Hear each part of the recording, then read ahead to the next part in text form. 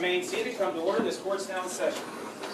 Cell phone reminder for everyone. All jurors are again present, together with counsel and Mr. King. Ms. Bright, you may call your next witness.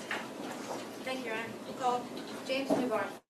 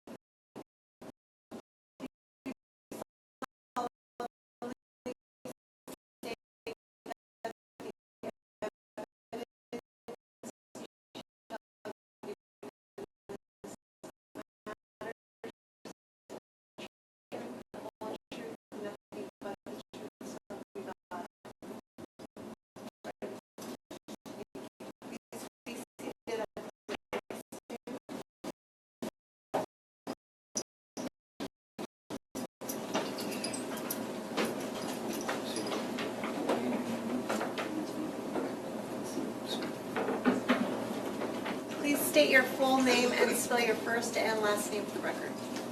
James Choi Neuborth, James. Last name Neubarth. Thank you.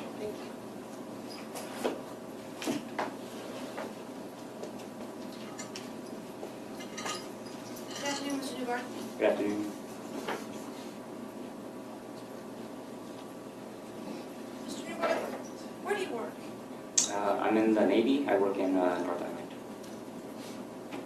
How long have you been in the Navy? Almost 18 years. What is your assignment with the Navy? I'm a search and rescue swimmer.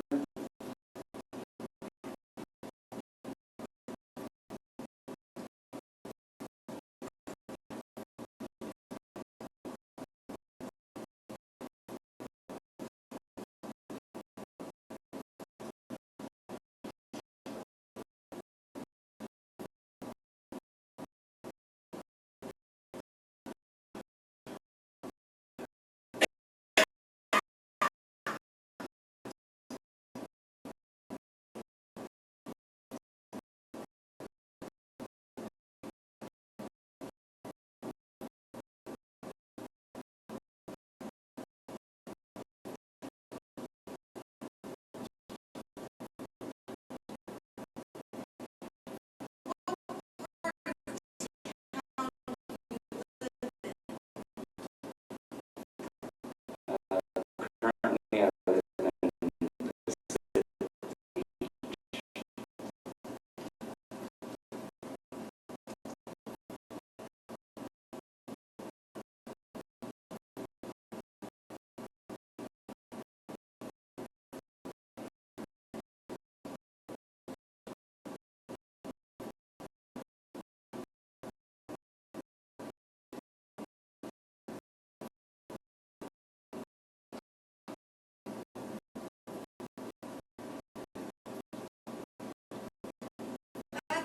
In May of 2000,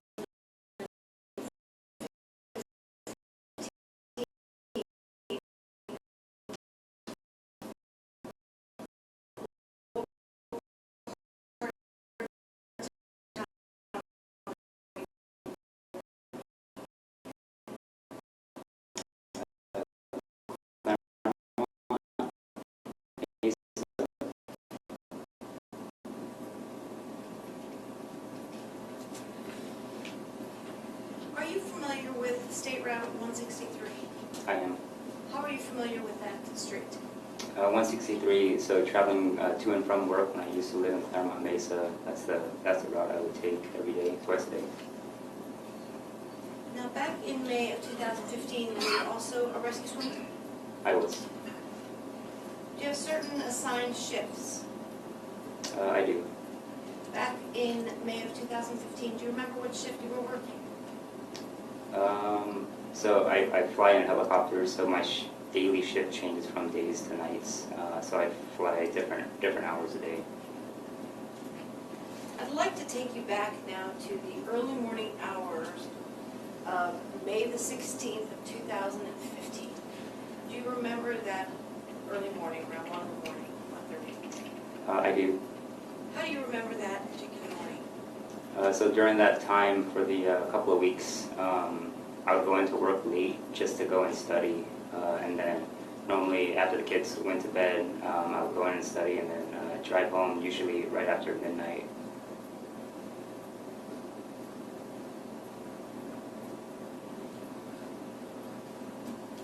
When you say that you'd go into work late, approximately what time would you go into work? Roughly 9 p.m.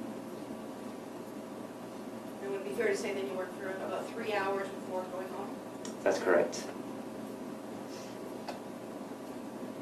You said that, was that your normal shift or is that additional time? No, I was on vacation time during that time, so that's why I went in for the couple of hours to study and then go home after. I was preparing for a test to take.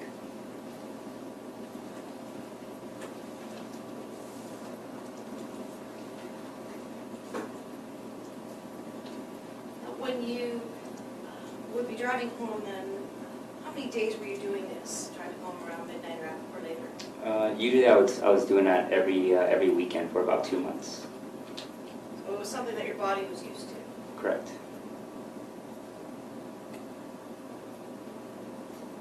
As you were driving home that early morning hours, were you taking the State Route 163? I was. What route did you take from North Island in order to get onto the 163? So after the bridge, got onto Highway 5 north and then jumped onto the 163 north from Highway 5. What was the traffic like that early morning? It was very, very minimum. As you were driving, is it fair to say then you were driving northbound on State Route 163? Correct. As you were driving northbound on the 163, did anything unusual happen? Not until I saw the accident. Nothing unusual from jumping onto the 163 until the accident occurred. As you were driving on the 163, do you remember which lane you were in? Yes, I was in the fast lane, so the number, I believe they say the number 1 lane, the fast lane going northbound. And did you see anything unusual ahead of you in the distance at all? No, so I remember the car in front of me, and then nothing until I went to the slower lane and I just saw a bright light, which I thought was just a lifted truck from the opposite side of the lane until I noticed that they were actually on the northbound traffic coming southbound. In fact, just slow you down a little bit in that. So you're driving in the number 1 lane and there's a car ahead of you, is that Correct. fair? Correct. What kind of car was ahead of you? So not knowing at the time, but after the fact, it was the Prius. Prius that would later involve in the crash. Correct. How far ahead of you was the Prius? About roughly 20 to 30 feet. And as you were driving, were you on the 163 where it's 2-lane, or were you on the area where it spreads out into several more lanes? So the driving part until the accident happened, we were still on the 2 lanes. And then right after the turn and passing the 8, that's generally where I would come over to the slower lane because my exit to go to the houses is the next exit. So that's typically what I do when I'm driving home. Okay. I'm going to show you a picture here that might help. Okay.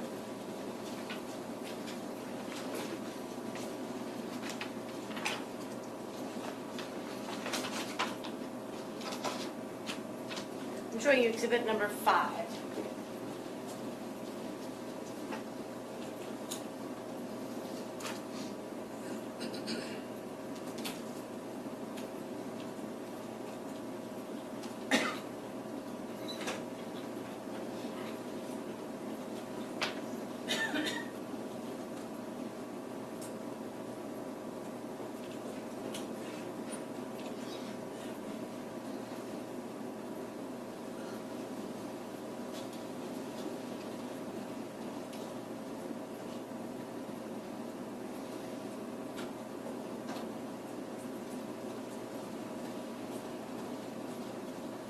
Mr. Neuborth, on the screen there is an exhibit marked as exhibit number 5.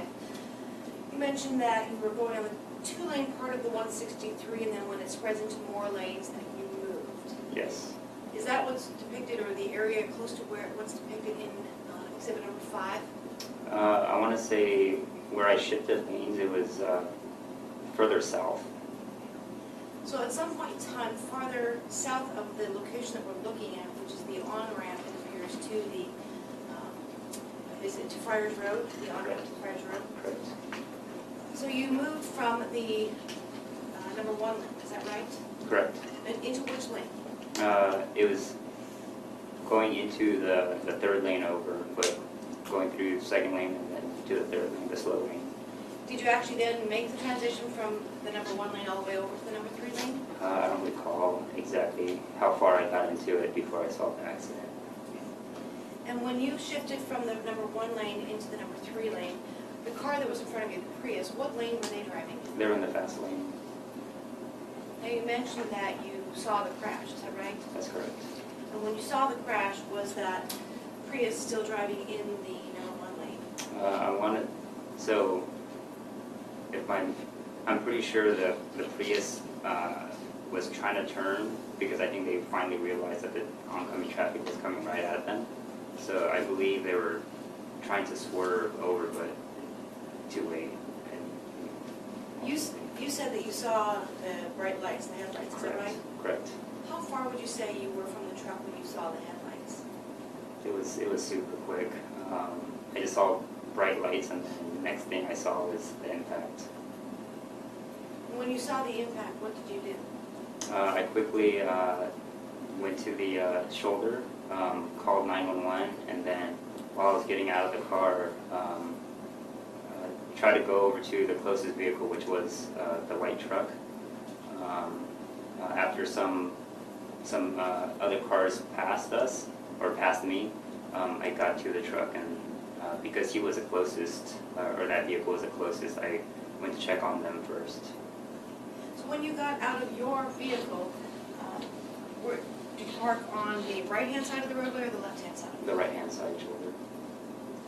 When you got onto the right-hand side shoulder, where was it distance-wise from between you and the Prius? Was that ahead of you? Farther No, the north? Prius was way further ahead. I'd say probably at least 100 yards from where the truck was and where I was. I was just, I'd say maybe 10 to 20 yards past the truck, the impact truck. And when you got out of your vehicle, you went over to the truck? Is that fair to Correct. say? Correct. How many people were in the truck? It was just the one individual. And what did you do when you got to the truck? So just from my job skills, just made sure that that individual was okay. So of course I couldn't get into the truck; it was laying on its side, and so I just tried to shout and to see if the individual was okay. And were you able to get any response? He mumbled something, but I don't recall exactly what he mumbled. What was the next thing that you did? After that, I think there was another individual on the other side of the freeway that was that came over and jumped the median, and so we both were just trying to make sure that that individual was okay. And other than that, because he seemed like he was okay and was still strapped in the seatbelt, I believe. We didn't try to do anything, i.e. try to take him out. For me, I didn't believe that he had any life-threatening injuries at the time to move him, so we just waited until I think the firefighters got there next. And did at any point in time, did you go from where the truck was to where the other vehicle was? I didn't go to the Prius. I did look over there, but because there was multiple vehicles already stopped, and so in my opinion, I thought that they had that situation covered. So because we were the only two with the truck, we just stayed with the truck while everybody else was over by the Prius. Now, when you say you were with the truck, you mentioned that the truck actually had turned onto its side. Correct. Where were you standing in comparison to the truck? So on the freeway, we were on the north side of the truck. So I believe the truck was still on the fast hand, or the number 1 lane, and so we were just on the north side of the truck.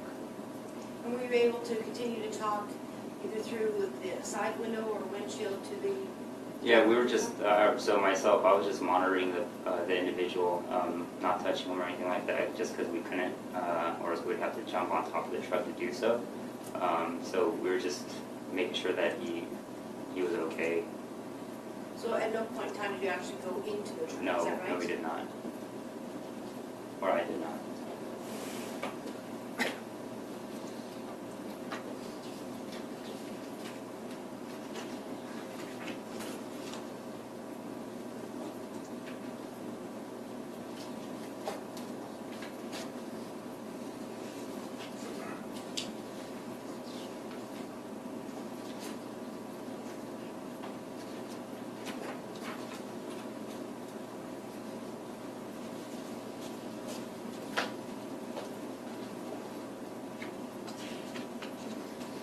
Mr. Neuborth, if you would, I'd like you to take a look at exhibit number 9 and number 10, please.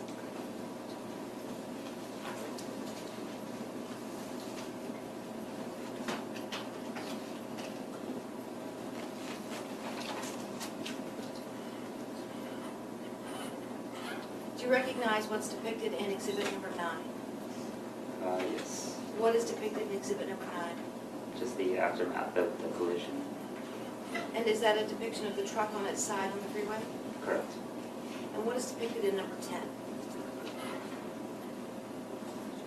It just like, or it looks like they cleaned it up a little bit, but it's still the truck, the impact truck. I'm sorry? Just the truck. Permission to publish, please, Your Honor? No objection. You may publish 9 and 10. Mr. Neuborth, on the television there is a photograph that's marked as exhibit 9. Is that match the same one in front of you marked as exhibit 9? It is. You mentioned that when you got out of your vehicle, you went to stand by the truck. And you were standing on the north side of it, so is that fair to say, that looking at this photograph, you'd be standing in a position between where the person taking the photograph marked as exhibit 9 is and where the truck is? Correct. And when you were out of the truck, was the windshield still in the truck? Do you recall? I want to say it definitely was still in the truck because I remember shouting, and of course if the window was out, then I would not have to shout. So, And number 10, permission to publish, please, Your Honor. Yes, you may. Thank you. No objection.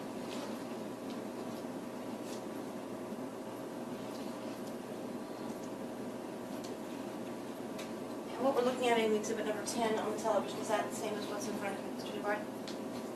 yes, ma'am. When you were standing by the truck, is it fair to say then you were standing in an area that we see in exhibit number 10? Looks like we see the roof of the truck and the front of the truck is actually pointing towards the right-hand side of the photograph. Is that a fair assessment? Correct. And were you standing somewhere in that area? Could you point where you were standing as you were trying to communicate with the driver? So roughly right where the windshield would be, or the front windshield. And the front windshield, is it fair to say that that would be the first open space on the truck that we see in exhibit number 10? Basically, the first open space to the left of the I guess, the hood of the truck. Is that fair? Yes. Were you able to get a good look at the person who was driving that truck? Fairly so. How long did you stay at the scene of the crash? Time-wise, I'm not real sure, but I know I gave my statement to the officer, or the police officer, so I'd say maybe an hour or so. Is there anyone in court today that you recognize as the person that was driving that truck? Your Honor, we would stipulate that Mr. King was driving the truck. Is that agreeable? Yes, Your Honor. All right. We talked about stipulations, ladies and gentlemen. That's an agreement between the parties, and the jury should regard that fact as having been conclusively proved. When you were standing there speaking with standing near the person who was driving the truck, the defendant, at any point in time did he say anything to you? Like I said, he mumbled something, but it wasn't clear on what exactly he said. How long do you think it was before the first responders got there? They were, in my mind, they were there pretty quick. I'd say a couple minutes. I think that I turned around and the firefighters were, either the cops or the firefighters were there pretty quick.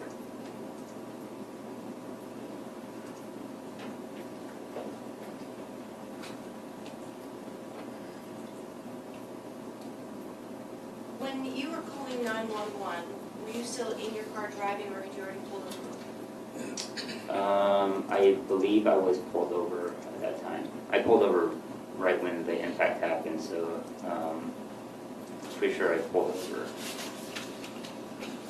I've got good questions for this witness. Okay, cross-examination. Thank you.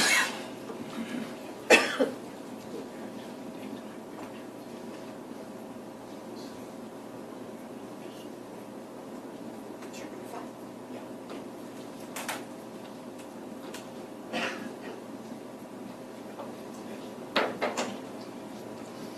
Afternoon, sir.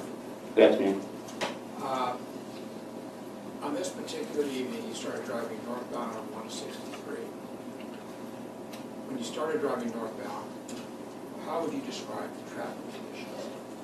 Like I said, it was very light. Okay, and by very light, would it be fair to say that by the time you got almost up to the gate where this occurred, the only three vehicles that you were aware of were yours and the Prius in your vicinity?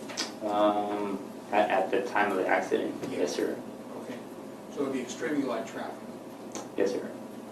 Now, if I understood you correctly, I'm correct, you're in the number 1 lane, and at some point in time, you changed to the number 2. Correct.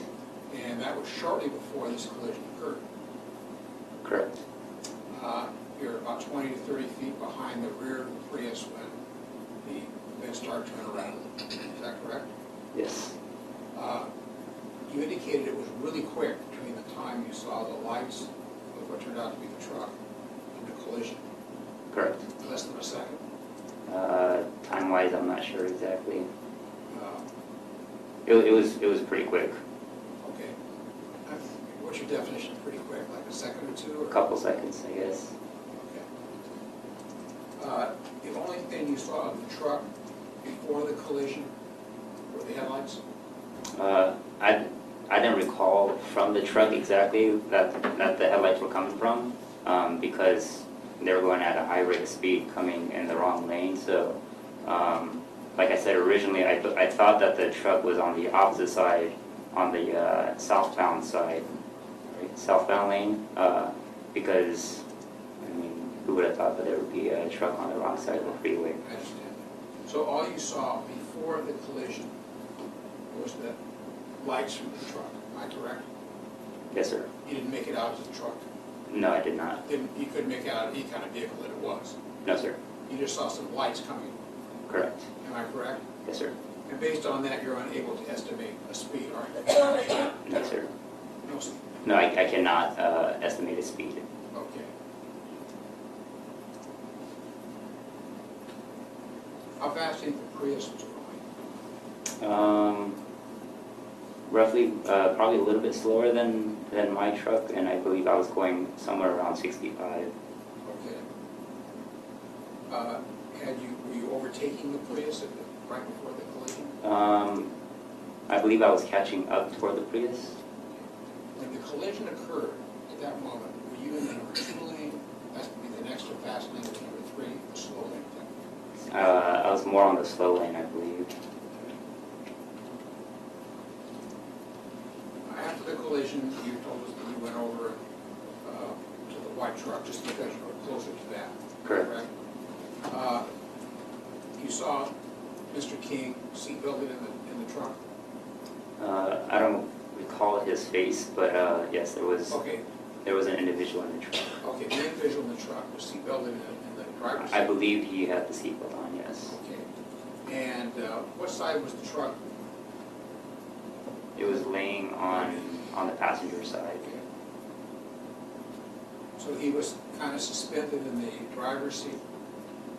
It was so long ago, I believe he was wearing a seatbelt. I'm not sure exactly. I think I said I thought he was wearing a seatbelt, but if he was, then of course he'd be suspended. Okay, was that how you recall that person being suspended in the driver's seat, or do you recall them being up against the right passenger window area? I'm not sure exactly. Okay. You indicated you checked to see he was okay. What you mean to say is you were checking to see if he was alive, correct? Right, I just shouted to see, I asked him, hey, are you okay? And that was it. And he never spoke to you? Like I said, he mumbled something, but I'm not sure exactly what he said. And when you were trying to contact him, the front windshield was still in the truck? Correct. So basically, your vantage point into the truck was looking through the front windshield? Correct. And were you present when he was extricated from the truck? After the firefighters and they were, I think, cutting a piece of the truck, we stepped away and were giving our statements to the police officer, so we were not close. Okay. So you had no further contact with the driver of the truck? No, sir. Is that right? Yes, sir. Okay. Back one moment, please.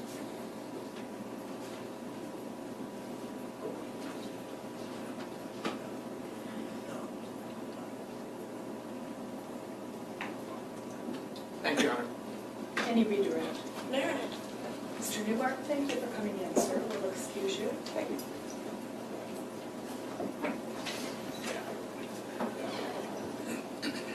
Check some records.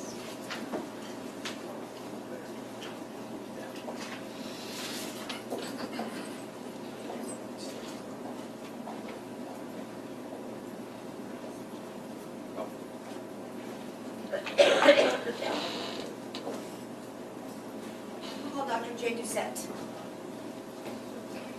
Do you solemnly say that the evidence you shall give in this matter is the truth, the whole truth, and nothing but the truth, so help you God? I do. Thank you. Please be seated at witness stand.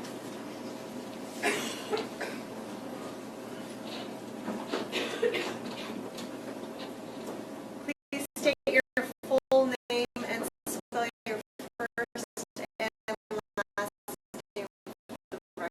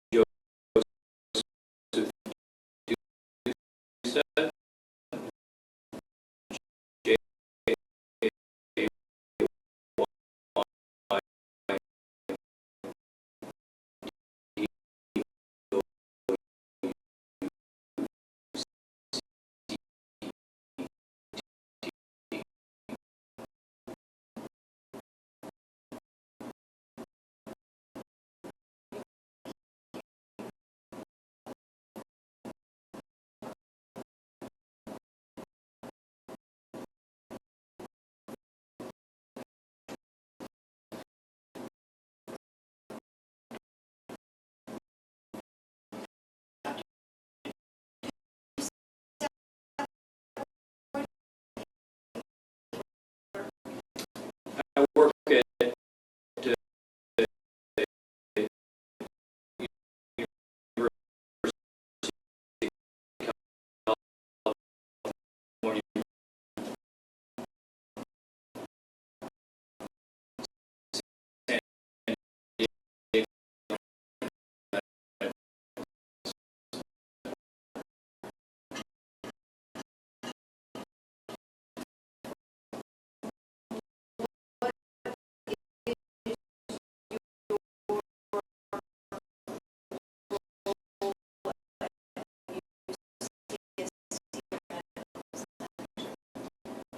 I'm an attending surgeon and professor of surgery in the Department of Surgery.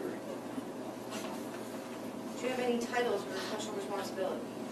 Yes, several. I'm the chief of trauma, surgical care, burns, and acute care surgery, director of the medical director of the surgical intensive care unit, the director of emergency preparedness and response, program director for the fellowship program in surgical critical care. How long have you held the title as the chief of the trauma and surgical ICU units? 10 days. It's a new promotion for me. And what was your role before you got this new promotion? Director of the surgical ICU.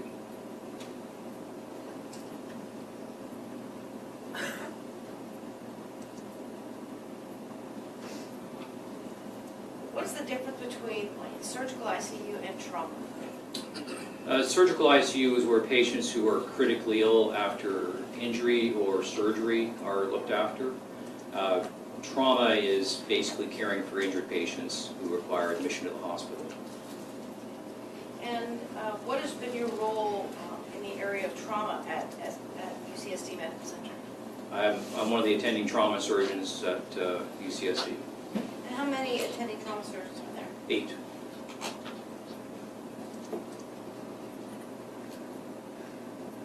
What exactly is a trauma? Trauma patient, sorry. A trauma patient is somebody who suffered injury. In the case of a trauma center at UC San Diego, it would be a patient who was brought to the hospital as a major trauma activation. There are specific criteria that are used in the county by emergency medical services that identify certain patients who should be brought to emergency rooms at one of the 5 adult trauma centers as a major trauma. And when something is classified as a major trauma, is it fair to say that it gets a level of care that's different from the emergency room? Yes, in some hospitals it's done in the emergency room, but there's a different team that's formed. At our hospital in Hillcrest, we actually have a room separate from the emergency department where a trauma team will assemble waiting for that patient to arrive. And who decides whether or not something is a trauma case or not?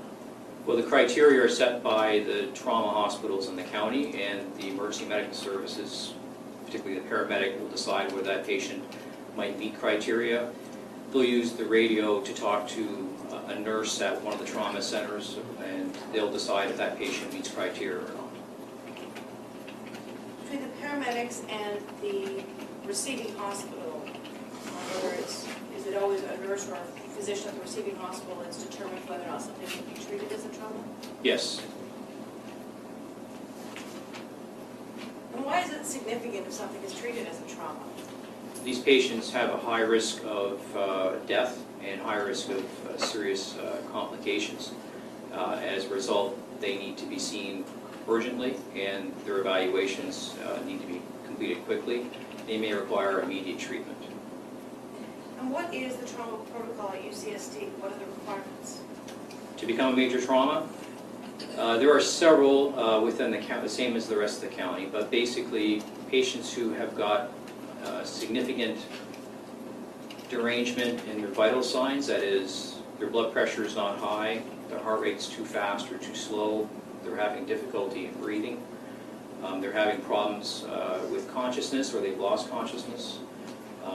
If there are certain things that the paramedic sees that makes him worried about particular injuries, if he or she saw heavy bleeding, certain kinds of injuries such as hole in the chest, gunshot wounds or stab wounds to the torso, patients who have bleeding that could not be controlled, and patients who suffer trauma who are requiring CPR.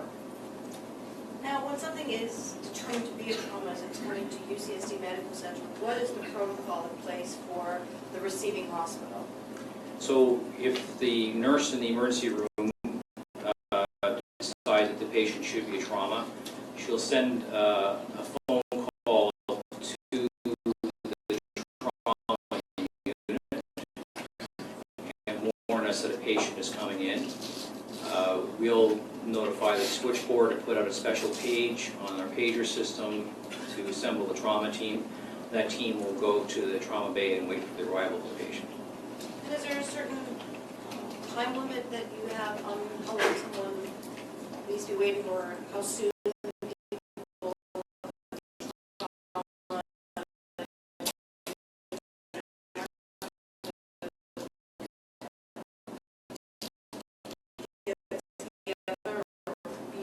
We endeavor to be there before the patient arrives, and never less than 5 minutes.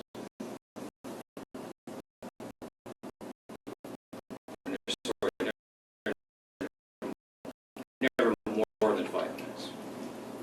And if something is considered a trauma, then who is the team team that is there waiting for the patient when they arrive? They'll be led by a surgeon, and that'll be one of the trauma faculty or one of the trauma fellows who is a board-certified or board-eligible surgeon who's training as a trauma surgeon. There'll be 3 resident physicians. Those would be doctors who are in the process of training to become a surgeon. There may also be a resident from emergency medicine who's a physician who's training to become a specialist in emergency medicine. There'll be 2 nurses. Both of them will be trauma nurses, which are nurses with experience in intensive care and in trauma. There'll be a trauma technician who is a person who has experience in dealing with taking lab draws, getting equipment, helping us in the trauma unit. An X-ray technician, usually 2 X-ray technicians, an ultrasound technician, and if we have special needs, we can call an additional specialist if we require them. Why is there a need for such a large team of people? These patients, as I said before, are at risk of death or serious complications. They require immediate assessment and immediate treatment. And when you're working on the trauma team, how often does that come about in your regular work month? It happens about 3,300 times a year at our hospital, which works out to about 8 or 9 times a day.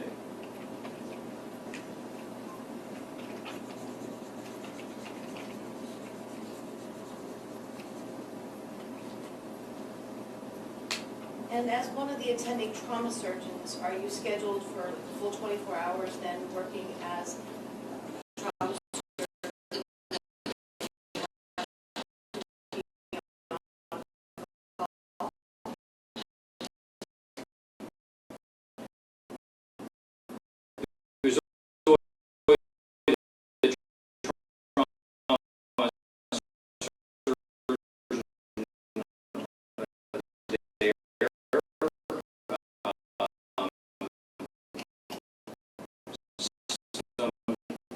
Weekdays, we either work 7 to 5 or 5 to 7.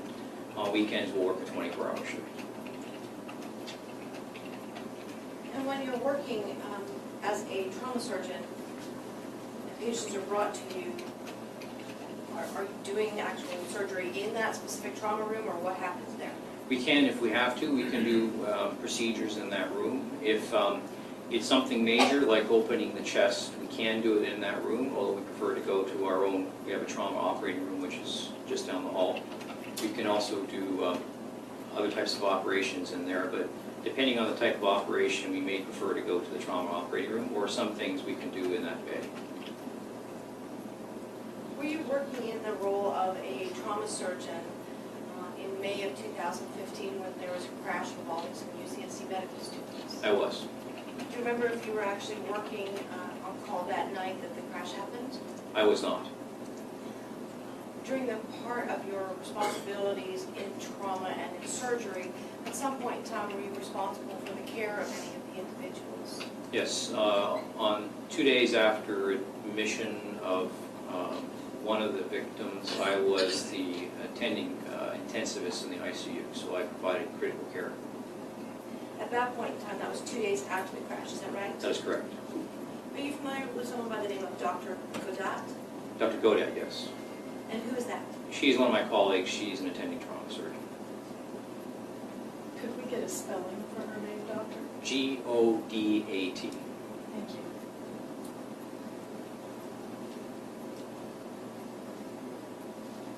To the best of your recollection, was it Dr. Godat who was the attending trauma surgeon for a patient that came into UCSD Medical Center? She was. Now, as a result of that crash, was there more than one person that was brought into UCSD that you're aware of? Yes, there was another. I believe it is the defendant.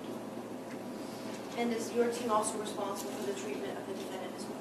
Yes, he was in the ICU for 2 days, and we cared for him during that time. At least my team did. And the other person that your team looked after, he was in the ICU for the same amount of time or longer?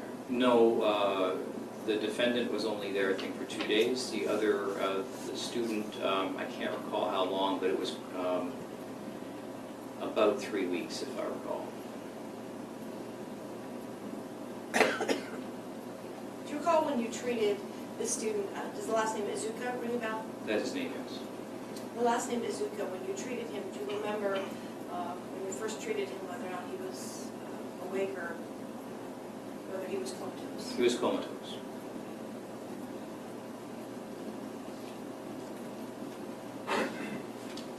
And during the 3 weeks that Mr. Izuka was in the trauma area of UCSD, how often would you say that you were his treating physician? I treated him for 1 week, from about the 2nd hospital day to the 9th hospital day. And then I treated him about 3 weeks into his stay to about the beginning of the 4th week.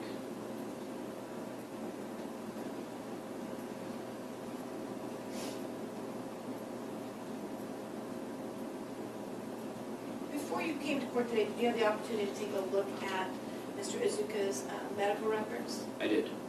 And are you able to discuss with us the injuries that Mr. Izuka suffered? I can, yes. Earlier, we heard from Mr. Izuka that he suffered a fracture to one of his legs. That's correct. He had a femur fracture, I believe, on the left.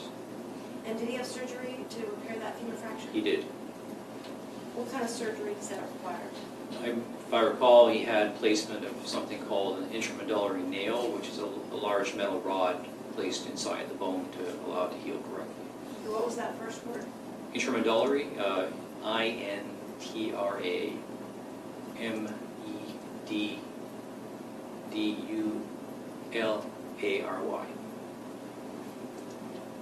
What does that mean? It means inside the bone. Basically, it's like a steel tube that fits inside the hollow part of the bone. And was that surgery that he had when he was still comatose? I believe it was. Did he have any other sort of surgeries while he was still comatose? Yes, he had several procedures done. On arrival, he required placement of a breathing tube into his airway because he had difficulty breathing. He had placement of a tube into his chest cavity because he had a collapsed lung. I believe that was on the right side. He had fractures of both his left and right hands, worst on the left. Those eventually required surgery and placement of pins and screws, although I believe that didn't happen until he was more awake. He also had an operation on his abdomen. He had, it was obvious about 1 day after admission that he was losing blood somewhere, and we were having trouble with his blood pressure. He was taken to the operating room, and Dr. Godat, I believe, did an operation to repair a hole in the valve that was caused by the accident. And there were some other procedures as well. I can't recall all of them, but there were approximately about a dozen procedures he required. And that's just in the first few days that he was in UCSD? Most of them were in the first few days, although some of them occurred later, and I believe he had come back on other occasions to the hospital after discharge for other surgeries, particularly on his hands. Now, Mr. Izuka testified earlier that he also suffered a traumatic brain injury. He did. What was the nature of the injury that you were able to see when you started your treatment a few days later? It would be considered a severe traumatic brain injury, and that's based on the level of consciousness that he had when he came to the hospital, and also on the appearance of his brain on imaging, which showed that he had multiple injuries throughout his brain. When you say that there's sort of a scale or some sort of a test when someone gauge their brain function? There's a test we do for assessing the level of consciousness, and it's a scale out of 15, 1 to 15, with 15 being completely awake and conscious, and 3 being the lowest number, and 3 being somebody who's completely unresponsive. His Glasgow scale on admission was 5, which is quite low. Were there actual fractures to his skull that you were able to see? Yes, he had fractures to his orbit, that is the bone around his eye, as well as the nasal fracture. There may have been another fracture in the skull, I can't recall now, but he had multiple fractures in his face and anterior skull, front of his skull. So how do you go about testing to figure out what the injuries are, or how do you treat them when you're dealing with the skull? Well, with the skull, we consult a neurosurgeon, that is a brain surgeon, and they make a decision about what treatments will be required.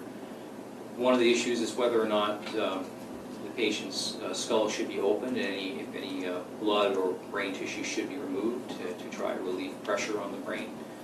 One of the things that the neurosurgeons did was place a device inside of his brain. They basically drilled a small hole through his skull and placed a device that would measure the actual pressure of the brain tissue and determine whether the pressure was too high. If the brain gets to have too high a pressure, it stops having the blood flow, and that can cause death. So one of our issues with him in the first week was trying to keep his brain pressure low enough that he didn't die from lack of blood flow to his brain. And that device that was implanted or put into his head, is that something permanent or just while he was getting that? It's temporary.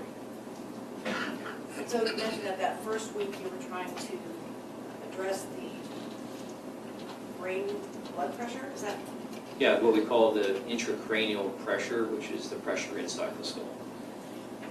And how long did it take in treating Mr. Azuka before it kind of evened out and that was no longer quite as big a concern? It took about a week, about 7 days. And during that time, did he have to have any surgeries? He did. We tried to do only emergency surgeries during that period, but he did have to have his thigh fixed, his thigh bone fixed, the femur. He also had to have the operation on his head. At any point in time, besides having that device put inside of his skull, did he have to have any surgery on his brain?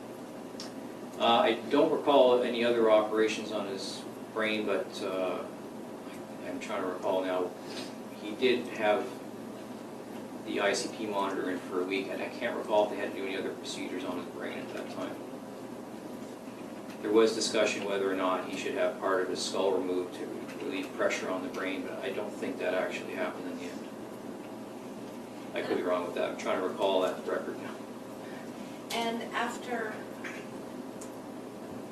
kind of that 1 week where not to say a bad pun, but the pressure was off a bit, Yes. after that 1 week, what was the next, I guess, course of treatment for Mr. Zuka? It was to see whether or not he could wake up sufficiently to come off of the breathing machine. He was on a ventilator during this time. And so we had to get him to a point where he didn't require a lot of sedation to keep his brain pressure down, and where he could start to follow a command. So if we asked him to do something, he could do it, which indicated his brain was beginning to work.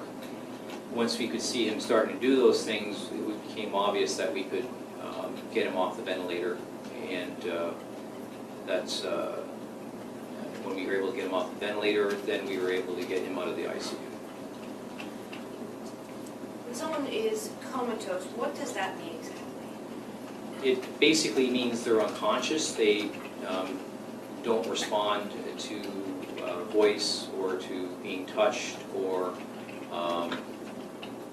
being hurt. They basically don't show any response to that. It's not a very specific term. We tend not to use coma a lot in medicine because there's a wide range. It could mean somebody who does absolutely nothing, who basically lies there completely without any movement at all the way up to somebody who might respond partially, but is obviously not understanding the situation, not responding to everything. So it's kind of a vague term. You know, we generally don't use it too much between physicians, but it's a catch-all term. It's often used, particularly when talking to non-physicians. When Mr. Azuka was admitted to the hospital, is it fair to say when he came in as a trauma, he was comatose? He was.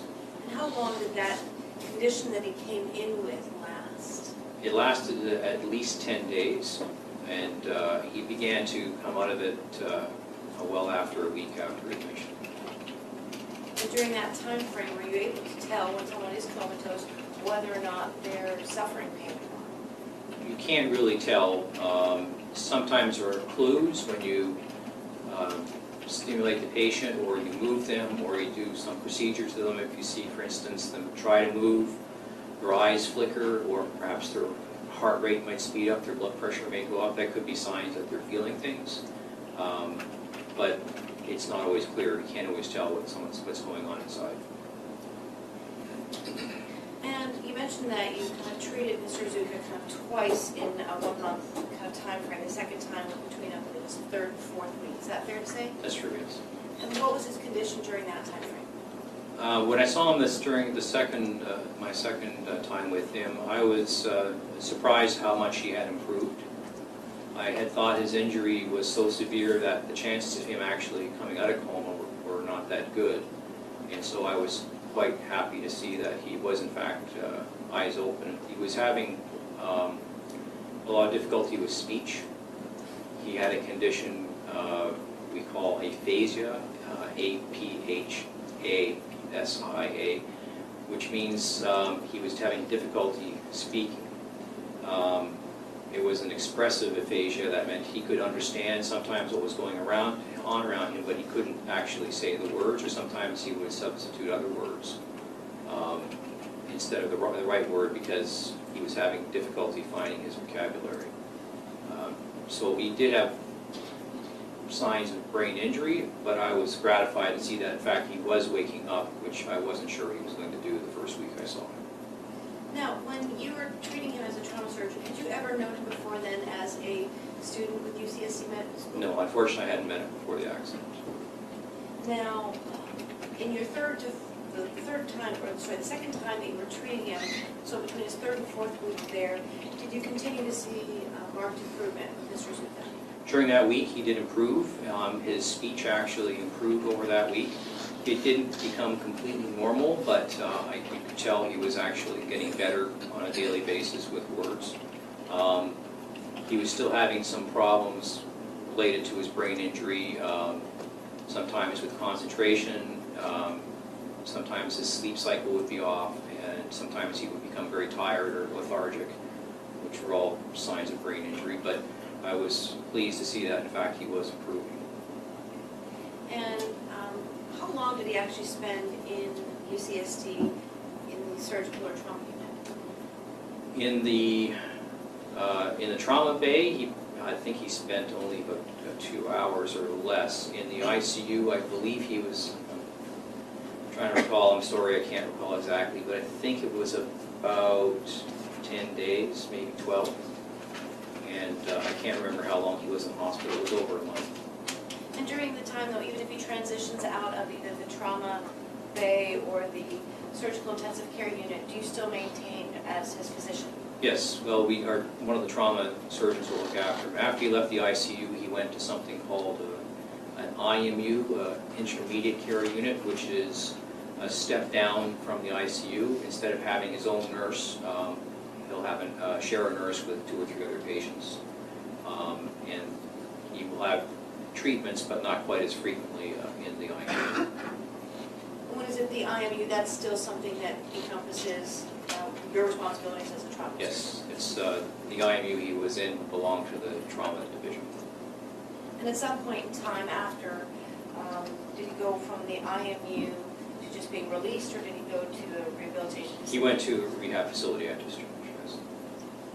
And when he goes from the rehabilitation facility, is that fair to say at that point in time, you're no longer one of his training physicians? No, at that time, we will turn over to the rehab physicians. And since you've treated Mr. Izuka, have you seen him since the crash? I have not. Thank you. I have no further questions, Ms. Dennis. Cross? Can we approach just briefly Sure. without the reporter? Just No problem.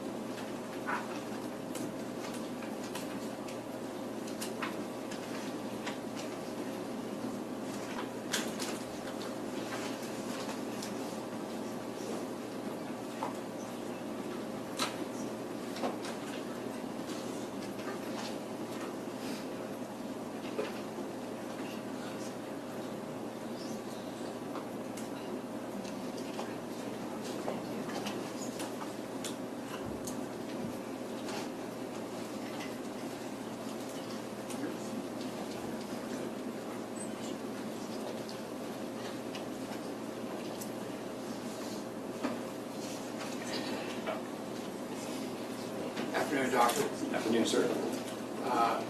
You indicated also that you saw Mr. King in the ICU. I did. Did you see him in the trauma bay also? I did not. Did you review any of his medical records before coming here to testify? I did, yes. How long was he in the trauma bay? In the trauma bay, I'm not certain. I believe he was probably there about 2 hours. And then from there he went to ICU? He was, yes. How many days was he in I ICU? believe he was there 4 days. And did he go to IMU after that? I'm not certain where he went afterwards. He should have gone to IMU, but I know he also left the hospital fairly early in his course. And that's because he was in custody also? Am I correct? Yes. Okay. Please describe the significant injuries that you recall Mr. King suffered this collision.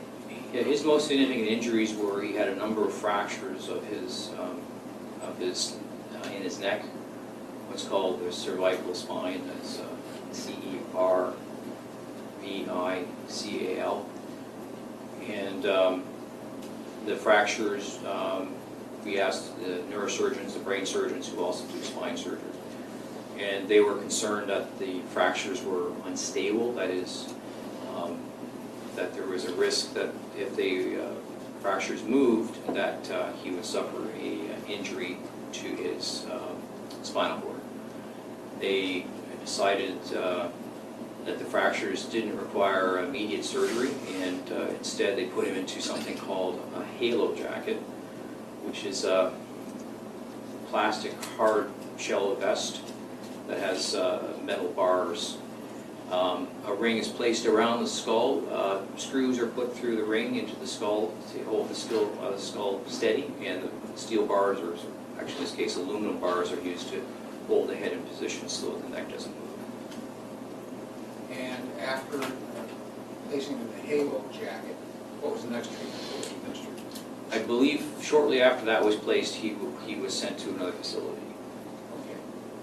While he was in the trauma bay and ICU, he was administered pain medication? He was, yes. What pain medication was he administered? I can't recall exactly what he got, but he did have significant pain, I recall. Okay, what pain do you recall him having? Severe, particularly in his neck. And when did you first see him after the About 2 days after he was admitted. Dilaudid, you're familiar with that? Yes. That's a common myth It is, that's yes. given. And how significant a myth is Dilaudid as far as reducing pain? It's probably our most strongest, I guess the best word is to use for treating pain. Stronger than morphine? Well, Could you compare it It's- that way? the problem with it is that it has to do with the psychology of healthcare providers. They're actually equally effective, but people aren't as familiar with the dosing of Dilaudid. It's about 7 times more potent by weight than morphine. You can give the same dose of morphine, but people are afraid to give, for instance, a dose of 15 milligrams of morphine, but they'll quite readily give a dose of 2 milligrams of Dilaudid. So we tend to think of Dilaudid as more effective. Probably what happens is when we're using Dilaudid, we're using a lot more pain relief. Okay. You would anticipate that Mr. King was administered pain meds shortly after arriving at the trauma Yes. bay? And he stayed on, was administered pain meds up until the time he left? Yes. As far as Dilaudid, what does that do to one's consciousness ability to conduct a conversation?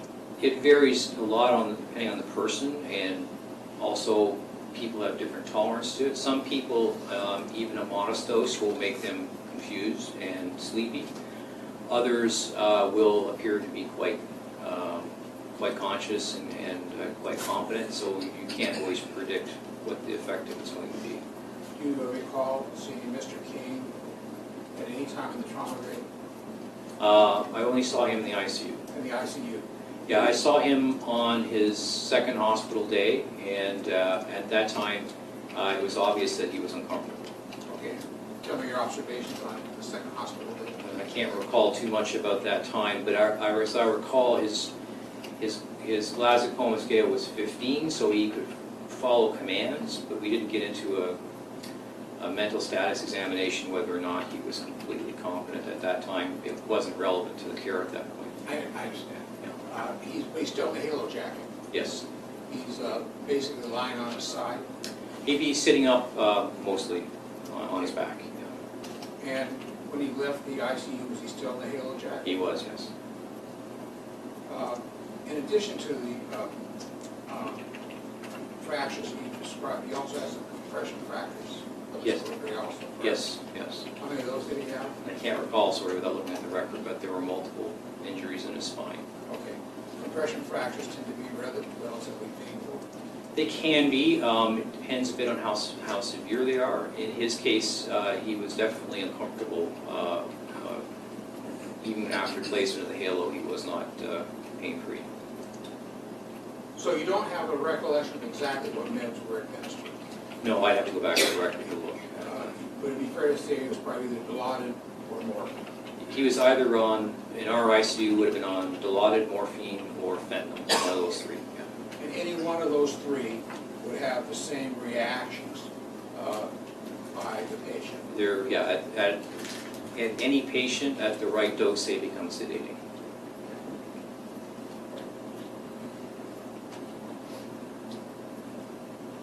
Thank you. Any redirect, Ms. Wright? Dr. Gisette, thank you for coming. Thank you, Ron. You may call your next witness. Dalton Harris. Do you solemnly state that the evidence you shall give in this matter is the truth, the whole truth, and nothing but the truth, so help you God? I do, ma'am. Thank you. Please be seated at the witness stand.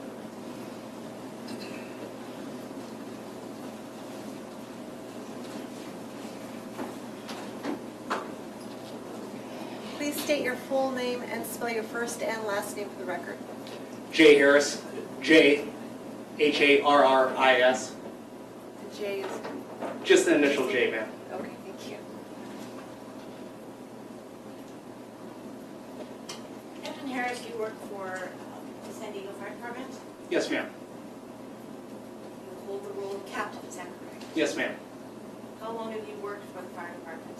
I have 20 years of fire service experience since 2000 with the San Diego Fire Rescue Department. Did you start when you were 4? No, ma'am, just about.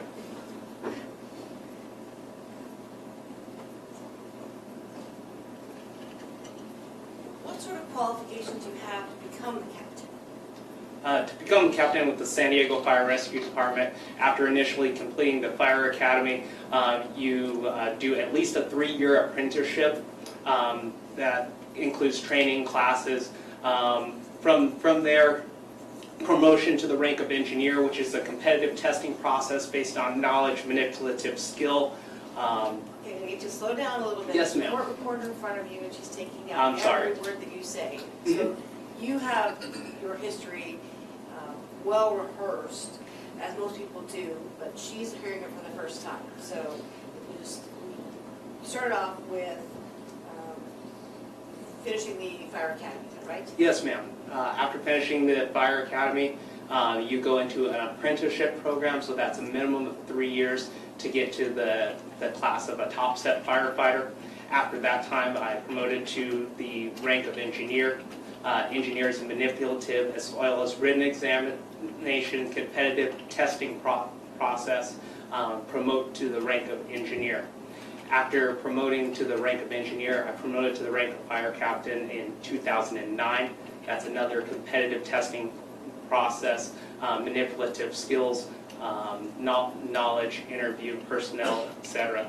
This is in addition to my education, mostly an associate's degree in fire technology, an associate's degree in emergency technician, paramedic, as well as my continuing work to finish my bachelor's degree, which I'm still working on. I've been a licensed paramedic as well since 1999.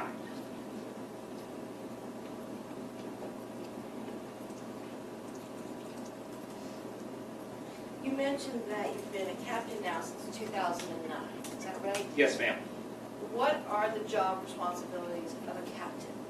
So a captain with the San Diego Fire Rescue Department oversees a station and/or apparatus. As such, I respond to emergency responses, fires, and rescues within my first alarm district. As a captain, especially if I'm the first due to a scene, I am taking command of that incident, upgrading or downgrading the responses, triaging patients, either performing rescues or directing rescue operations to be performed.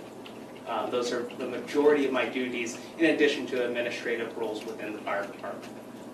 So with your role at San Diego Fire Rescue as the captain, are you responsible for scheduling other firefighters? Yes, ma'am, within my station. And how many people are within your station? There's 4 assigned to my apparatus, 8 total at my station. That's your station currently, correct? Correct.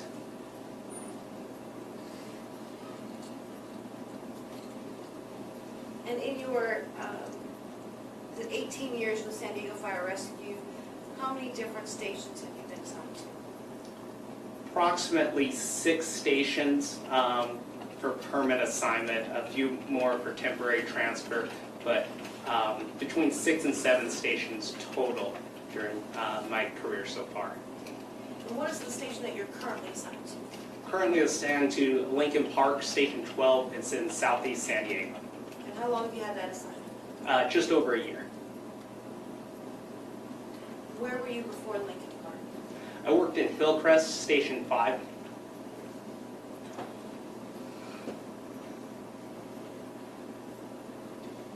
And when you were working in Hillcrest, is it fair to say that you were a captain in that station as well? Yes, ma'am, I was. How many people did you have working for you at that station? I directly supervised 4 within the station, but on greater alarms or when we had multiple unit response, again, as the captain, first in, you're responsible for all personnel responding to that scene. So when you pull up to the scene of the incident that you're responding to, as the captain, what are your responsibilities at that scene? Incident command. As an incident commander, you're first in, you essentially own that incident. You're responsible for all personnel, all resources that are responding at scene, the tasks that you're assigning to them, and to complete the task. The preservation of life, property, and environment is what we are responsible for. In other words, you own that emergency. When you get to an emergency, is there different vehicles that you go in, or is there one truck that's assigned? How does that work? Yes, ma'am. It depends on the level of response or the type of response. For example, a structure fire response would require 4 fire engines, 2 fire trucks, 2 battalion chief vehicles, and at least 1 paramedic ambulance, and that is on the initial response. As a captain, I'm in charge of those resources until I'm relieved by a higher ranking officer, And who's higher than captain? a battalion chief. So when you go to an emergency, if it was a structure fire, you have laid out the resources. What if it's a car crash? What resources do you go to a car crash with? A simple traffic collision or car crash typically gets 1 fire engine and 1 ambulance. However, if it is determined that there's multiple victims or there is a rescue or a person trapped, additional resources are added to that response. And who makes that call about what equipment responds? The initial response is generated by our dispatch system based on the information they get from the caller. However, the captain, first-in captain, or any battalion chief can upgrade that response to a higher level if they seem fit at any time.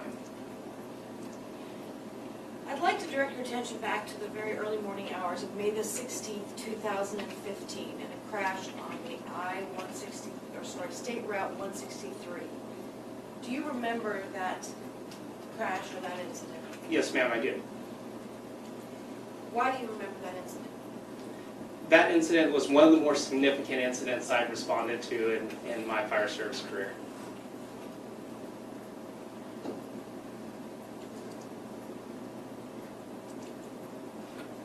Before you came to court today, did you review any sort of run sheets or any reports that you wrote regarding that crash? I reviewed the recorded dispatch, radio report of that incident.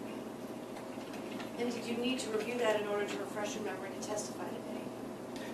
I reviewed it as a refresher for my memory. However, most of what happened was still very fresh in my mind. When you received that radio call, were you at your station in Hillcrest? No, ma'am. We were just clearing another call, heard the call come in, actually jumped it or placed myself on that response with my crew because we were significantly closer than the initially dispatched fire engine.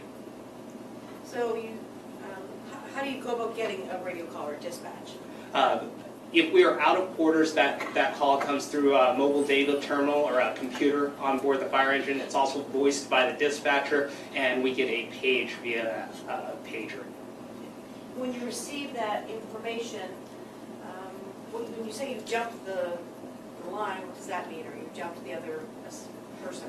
The initial dispatch unit was coming out of Mission Hills. We had just cleared a medical aid, I believe in the area of about 1,000 block of University, which is right above the 163. So as soon as I heard the crash and the location, I radioed to dispatch and told them to place us on the response that we were significantly closer. How long do you think it took you from the time you heard that radio call come in until the time you got on scene of that crash? I would say it would be approximately 2 to 3 minutes.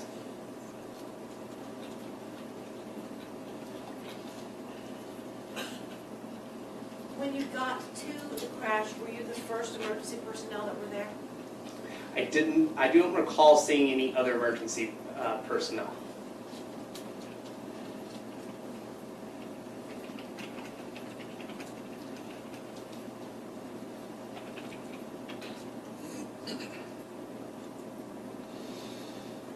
If I show you some photographs, do you think you'd be able to recognize them of the crash area that night? Yes, ma'am.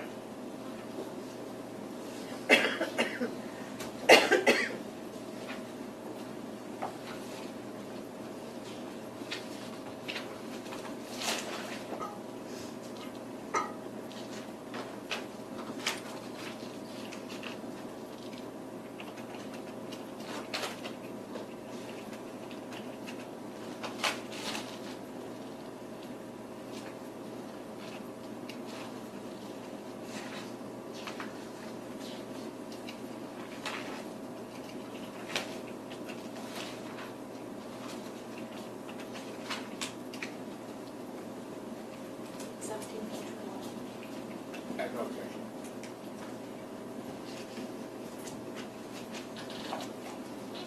Captain Harris, I just showed you some photographs marked 17 through 21.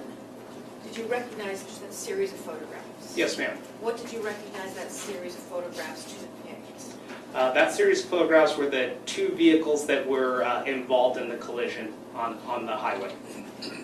Could you describe for us, please, after you received the radio call, how did you get to the location of the crash? We responded onto the on-ramp northbound 163. As we were coming down just past the 8 freeway, we started to encounter the debris field of the crash. As we made our way to the scene, we got as close as possibly we could. Main consideration is the protection of the scene with the fire engine, using it as a basically giant block and lighting device for the scene of the crash. Arrived at scene, and that's where I took instant command of and radioed the findings of what we saw initially from the cab, or what I could see from the cab. It's at that point I exited the cab, gave some instructions to my crew, and began to do what we call a hot lap or a 360 of the scene. If you'll take a look at exhibit number 17, please.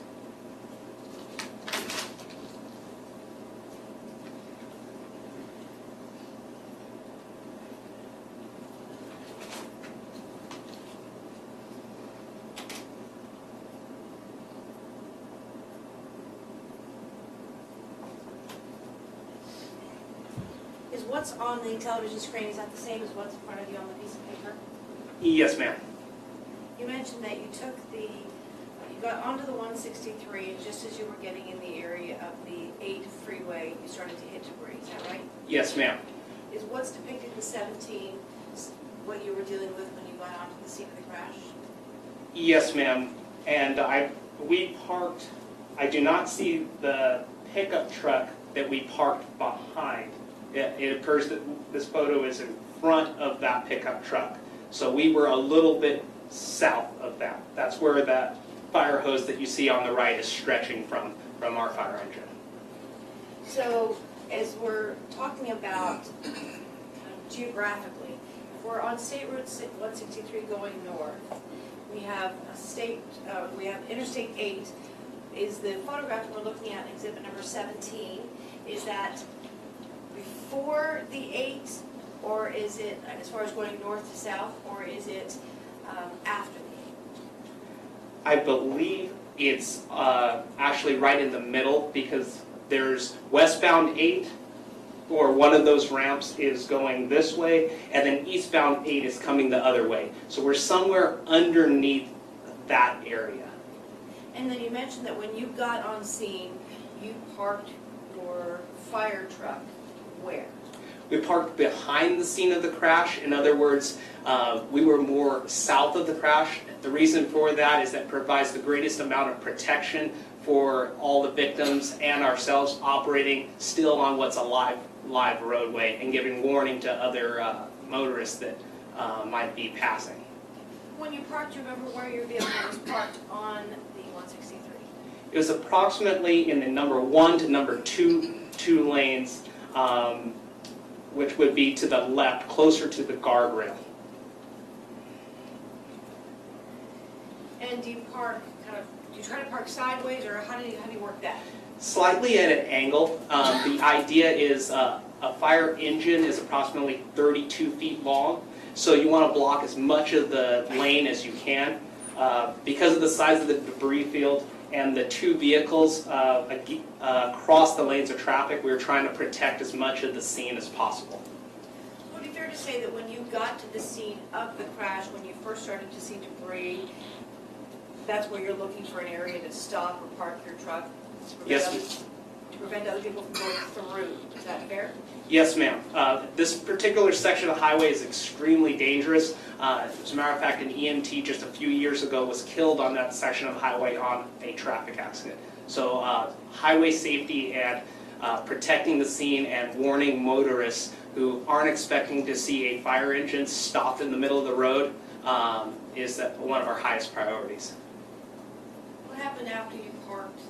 Were you the one driving it, or someone else driving the fire truck? No, I sit in the front right seat as the officer. I have what's called an engineer or driver operator. They are on the front left seat, the driver, and I have 2 firefighters, one of them being a paramedic that are riding in the back.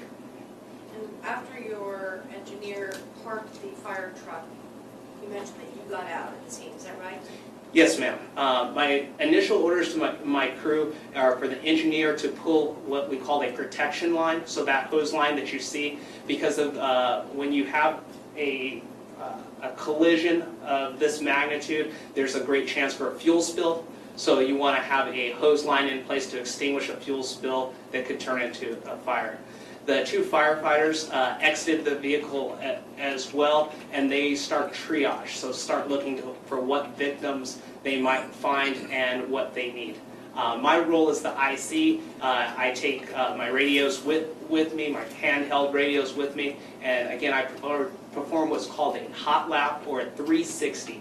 So I get out and basically try to get all the way around the incident, triaging first for the safety of anyone who's there, the degree of damage or resources that are going to be needed, and then I start directing those incoming units as to what their tasks and the end state of those tasks would be, which in this case, in a vehicle rescuing victims and transporting them to the hospital. Well, back up a little bit. You mentioned that in exhibit number 17, you're talking that there's a hose in this exhibit. Where is that hose? That yellow strip to the right-hand side. By the way, there is a pointer, Ms. Bright, Thank you. if that would help him. You can point to where the yellow hose is. You're pointing to an area that is just to the right-hand side of the marker on the front of the photograph. It says 17. There's a kind of a yellow line that starts right there and then goes all the way through. It looks like all the way to the second car. Is that right? Yes, ma'am. And that's something that your team does right away when they get to the location. Yes, ma'am. In this case, there were actually 2 hose lines pulled off that I recall. One to this, stretching to this vehicle, and the second stretching to the truck that I mentioned before that is not in this picture.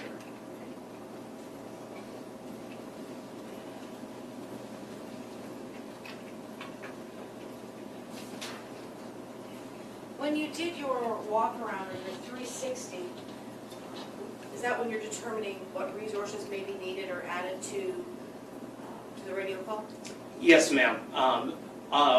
During our response, additional information came in that there was a possible trapped victim. The response was upgraded from a simple vehicle collision to a vehicle rescue collision, which adds resources.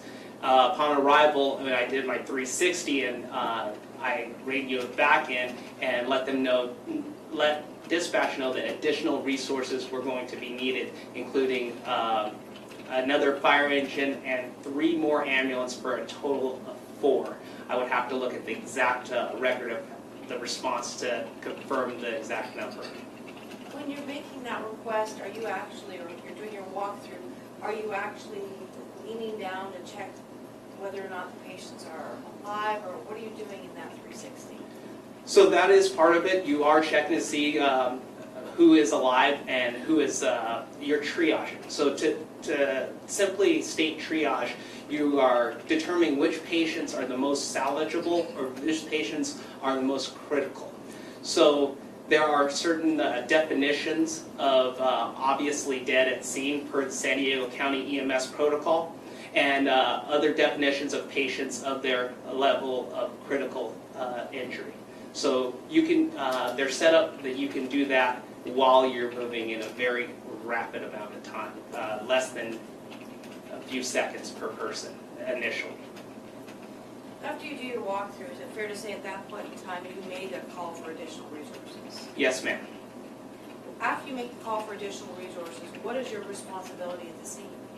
My responsibility is to continue to direct those resources. At that time, I had determined the number of patients that were going to need immediate transport, and also determined that we did have 1 victim that was trapped. I'd like to show you, you'll flip to the exhibit number 18, please. What are we looking at in exhibit number 18? This is the car that was forward of the scene.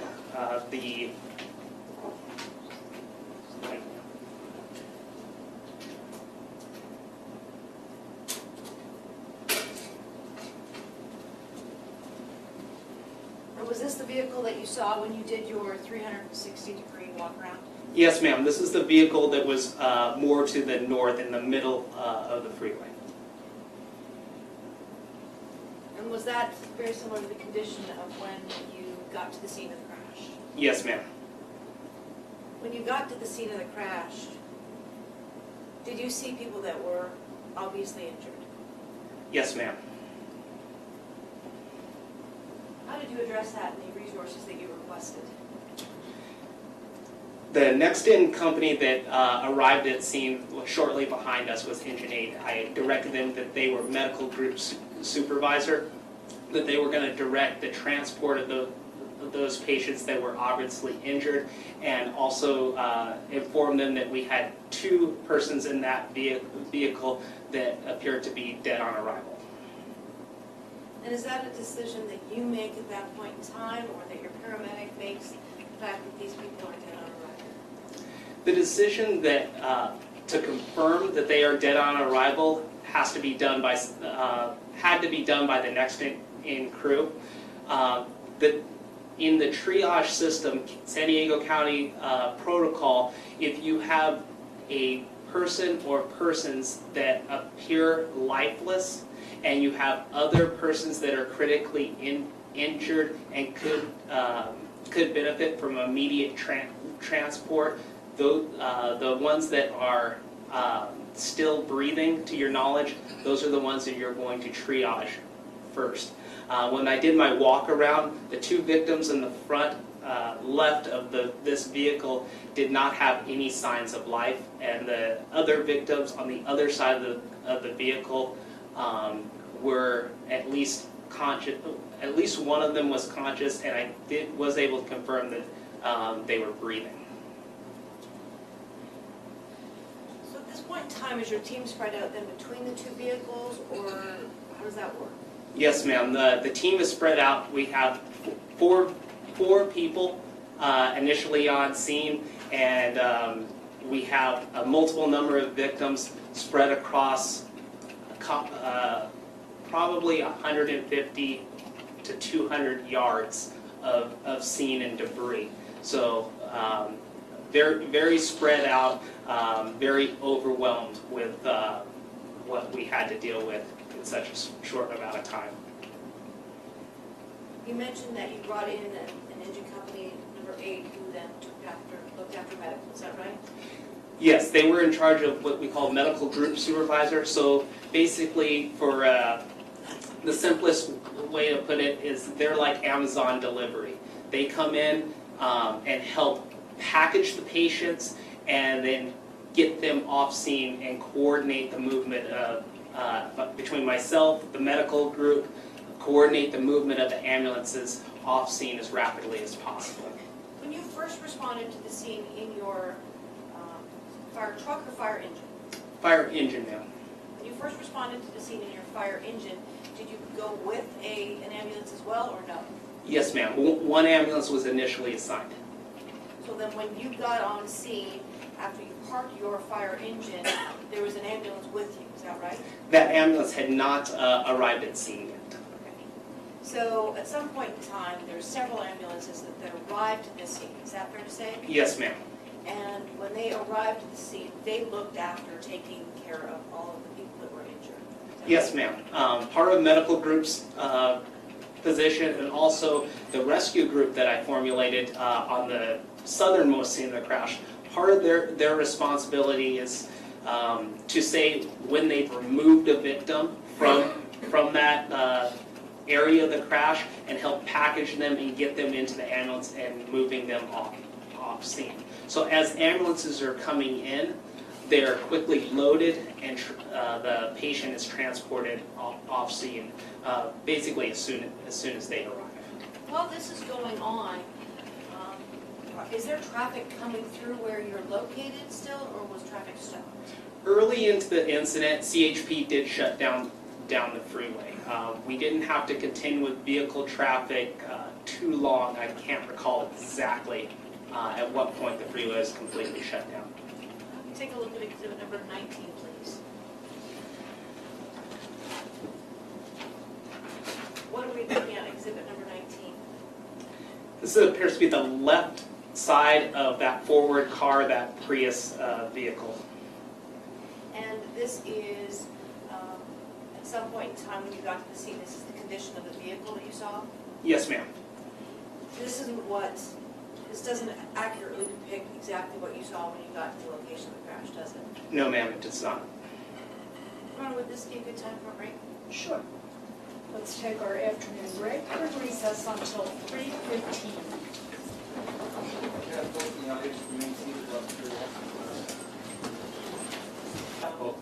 Oh, okay, so she's gonna do 22 when we come back first.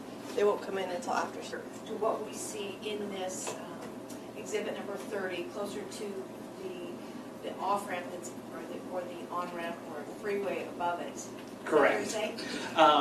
If you were standing where this photograph is taken, the engine 5 would have been parked between the white pickup and the bridge behind it. So imagine looking upstream. So engine 5 is parked upstream of the collision. So your vehicle, your fire engine isn't parked between the two vehicles involved in the crash? No, ma'am. After you dealt with calling in resources and your assessment of the scene, how else were you involved in this car crash? So after the initial assessment of the scene, and then you're bringing in resources, you need to direct the resources where they're going to be used and where they're most appropriate. So my second in was Engine 8. They were taking care of the medical end of that. That apparatus was parked at the south end, so downstream closest to the Prius. In the white truck, we had a victim trapped in the white truck, so I directed a truck company, which is a ladder truck, the one with the big ladder on top, which is basically a big toolbox, and a heavy rescue to perform the rescue of the victim in that truck. That cab of that truck was significantly crushed in. So when you got onto the scene, the truck that we're looking at in exhibit number 30 do you remember whether the windshield was actually still intact as far as being attached to the car versus what we see in exhibit number 30? Yes, ma'am, that windshield was in place. And that's something that removing it fell in the Department of San Diego Fire Rescue? Yes, ma'am, that windshield was cut to remove the victim. And was it your team or your Engine 12, is that right? It was Engine 5, Heavy Rescue, USAR 4, and Truck 14 performed the rescue of that victim. One of my firefighters assisting. But as the incident commander, you were telling a certain group of people to look after the medical and to assign somebody else to look after extracting someone from the truck, is that right? Correct. As firefighters, we have the appropriate PPE to be within what we call the IDLH, where we're dealing with sharp, immediately dangerous to life and health. An area where we're dealing with gas, fluids, possible fire, sharp debris, things of that nature. The ambulance crews, while they perform a very essential service, they do not have the personal protective equipment to enter this scene. So firefighters have to remove or extricate the victims before they can be transferred over to that gurney and transferred from scene. When you initially said PPE, is that the personal protective equipment that you were talking about? Yes, ma'am, the personal protective equipment that's worn by every firefighter at scene. So how long did it actually take then to extract the person from the truck? Do you remember? I don't recall the exact timing, however, it was not what we would call a lengthy extrication. If I were to estimate, it would be less than 10 minutes.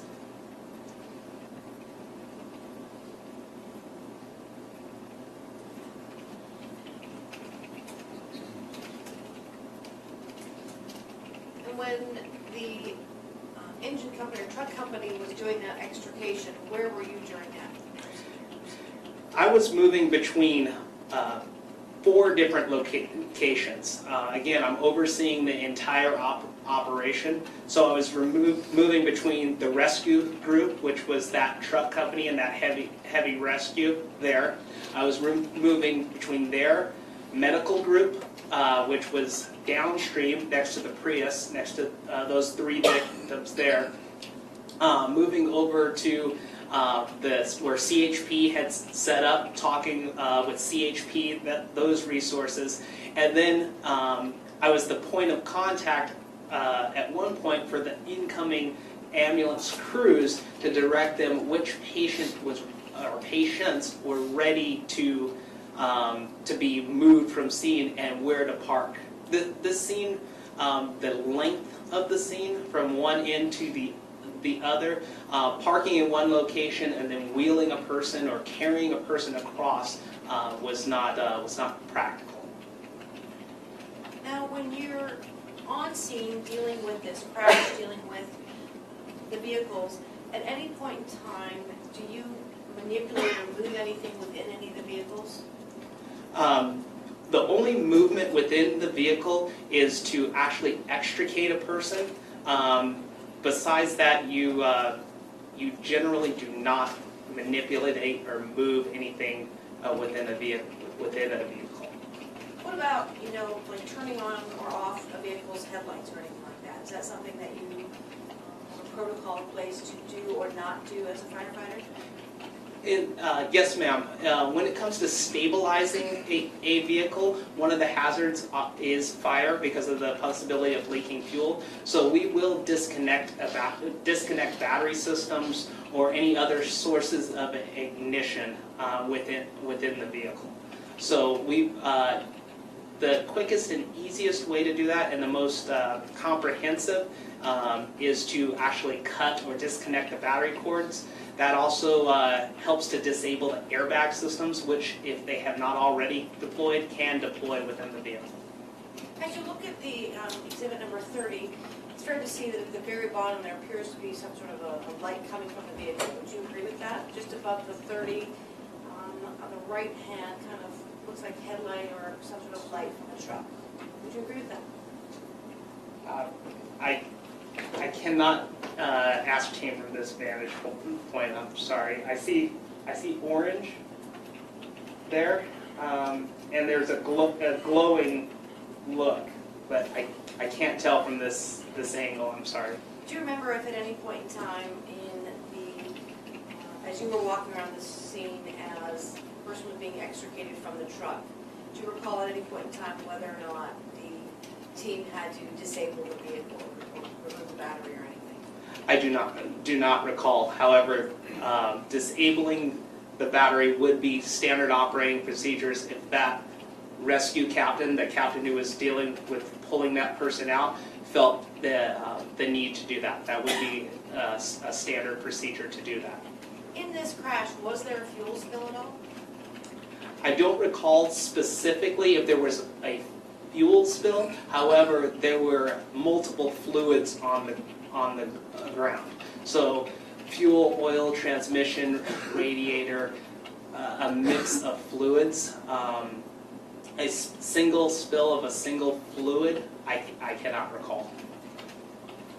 How long would you say that you were actually at this scene of the crash?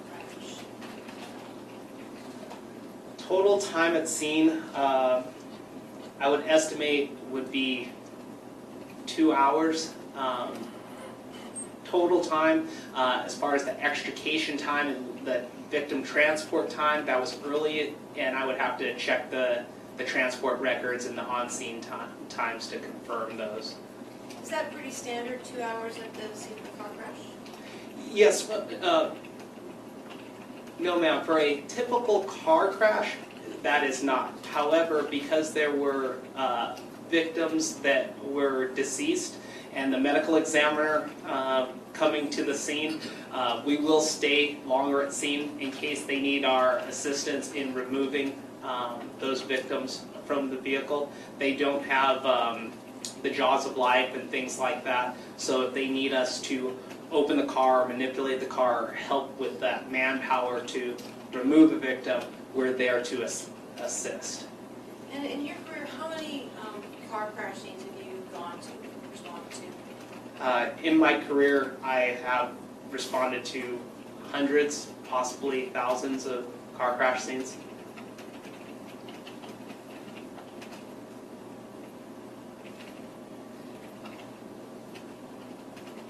Does this car crash scene stand out to you? Yes, ma'am. Objection, relevance. Relevance. Sustained. Motion to strike. Answer will be stricken. Before coming today, did you review any photographs of this crash? No, ma'am. Since the event occurred back on May 16th of 2015, have you reviewed any photographs of this crash or watched any news coverage regarding this crash? No, ma'am, I haven't reviewed anything. Anything that I saw as far as news-wise was incidental, seeing normal local news.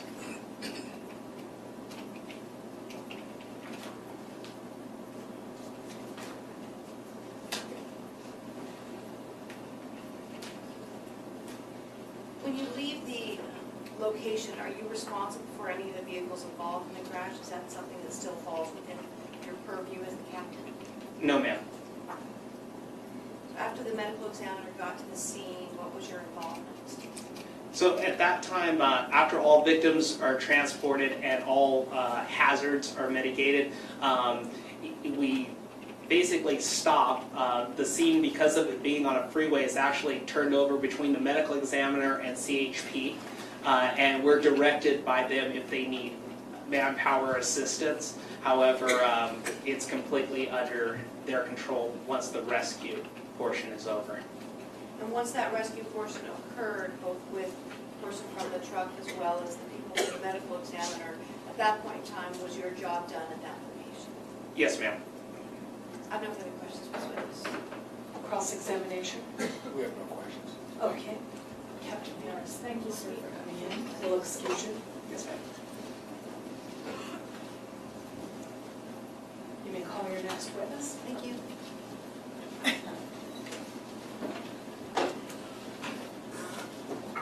We'll be calling Tom Carlson. Just need a moment. Please state that the evidence you shall give in this matter is the truth, the whole truth, and nothing but the truth, so help you God. I do. Thank you. Please be seated at the witness stand.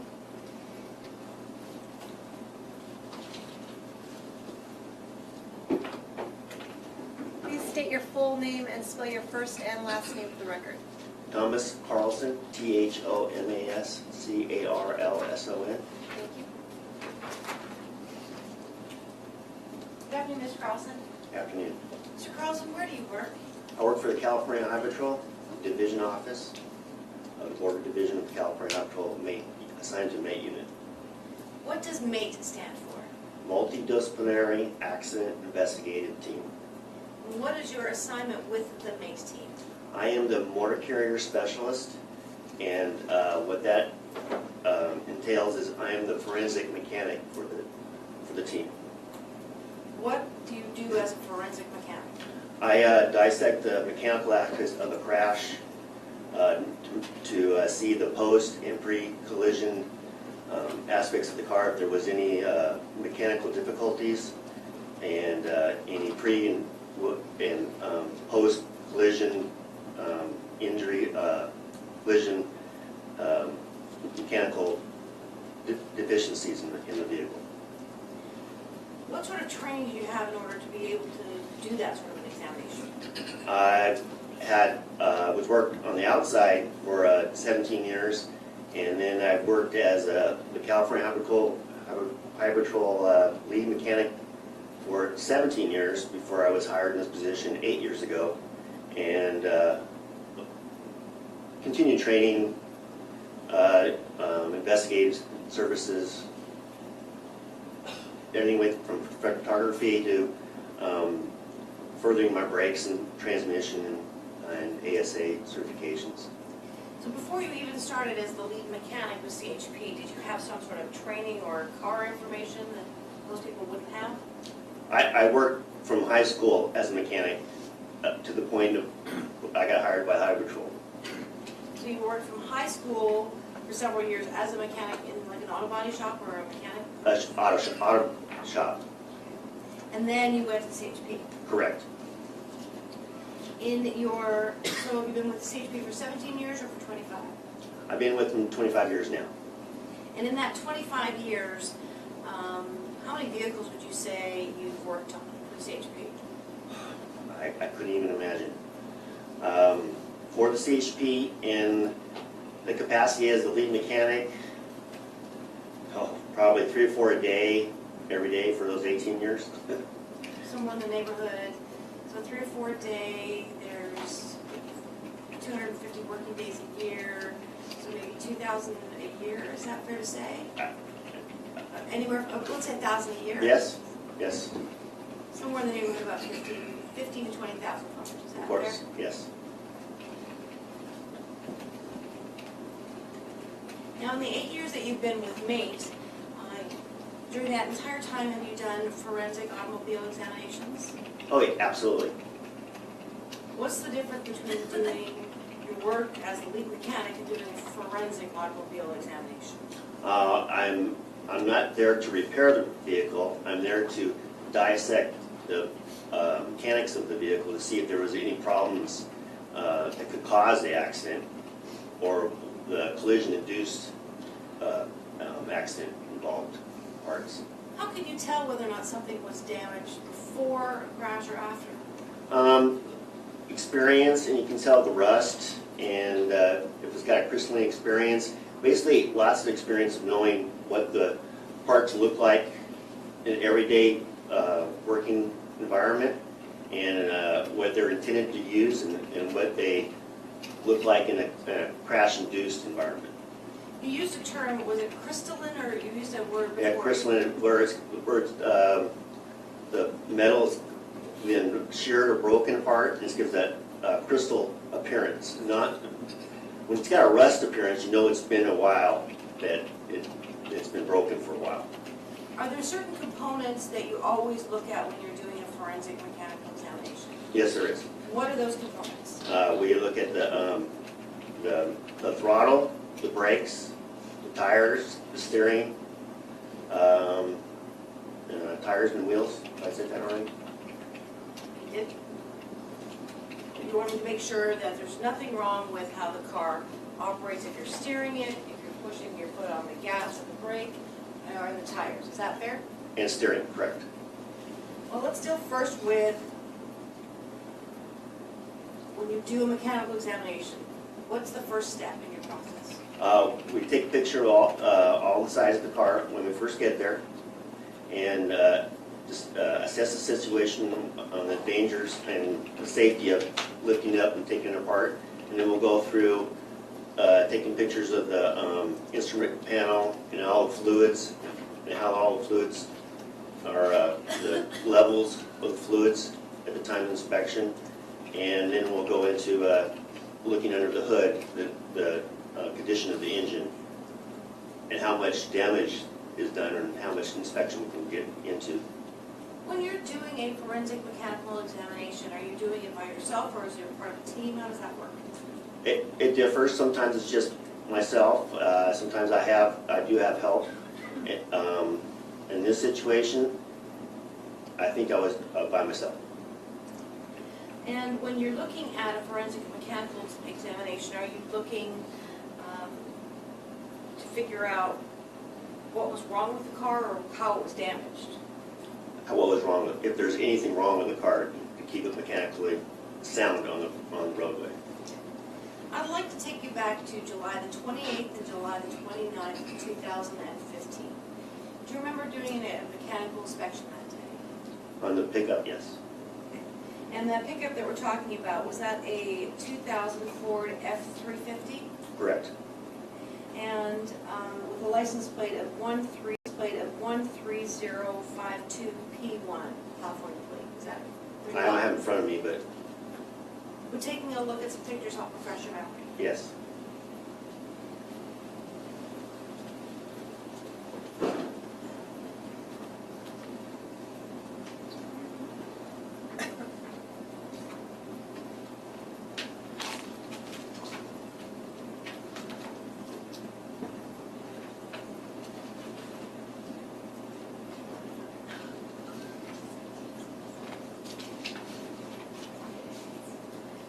I'm showing you a photograph marked as exhibit number 53. Do you recognize that? Yes, I do.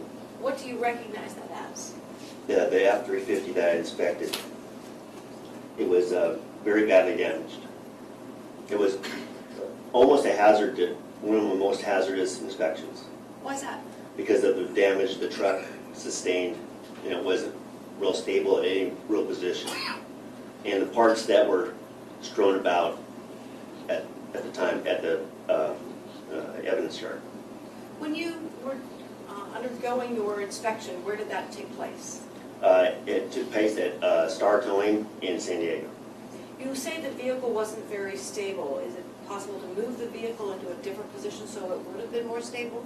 Yes, we used 2 forklifts to help stabilize the vehicles, to get it off the ground so it'd be safe to get underneath, take pictures underneath, all around the vehicle.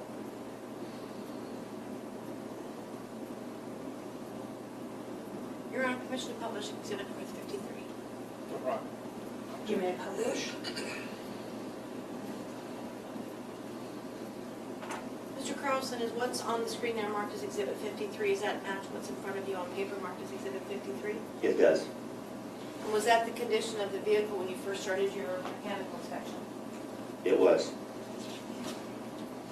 And you mentioned that you go and you do a walk around and take photographs, is that right? That's correct. Can you take a look at the next photograph, please, number 54 on in your binder? What are we looking at, exhibit number 54? That is the right side of the vehicle. And that's the same vehicle that you did the mechanical inspection of? That's correct. Permission to publish, right? Okay. And when you did the mechanical inspection, do you do anything as far as inflating the tires or anything like that before you do an inspection? No, I leave it as is, as without, depends on the situation, and if there was an issue where the tires could be inflated, this issue, the rims were totally destroyed, so I couldn't fill any tires, so most of the time, and I can say all the time, that I do not fill the tires up. What are we looking at, exhibit number 55? That is the pickup truck, the right front corner. Is what's on the screen the same as what's in front of you? It is correct.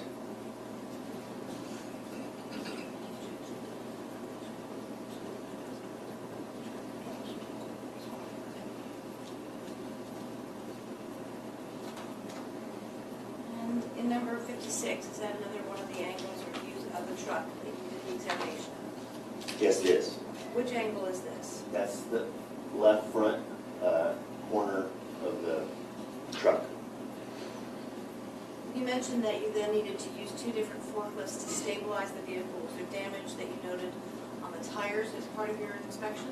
Oh yes, the tires were, left front tire was destroyed, and the axle was badly damaged. The whole dynamics of the truck, geomatics to get it level and stable was way off.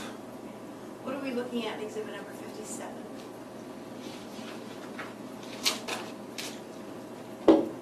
That's the,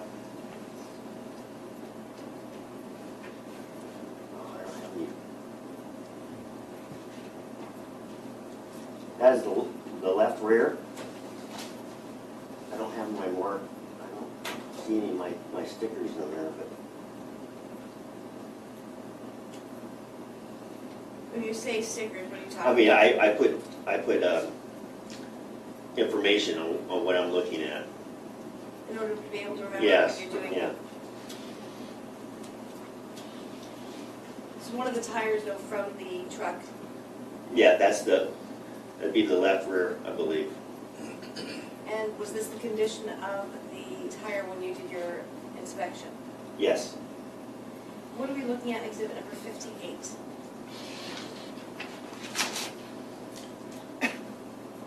That's the inside, driver's side dashboard, steering wheel.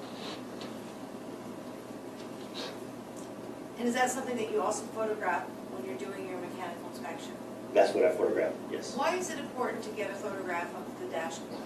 Just in case of, if any instruments were frozen at the time of the crash, or just to show the condition it was when I got to it, to get to it. And what are we looking at in exhibit number 59?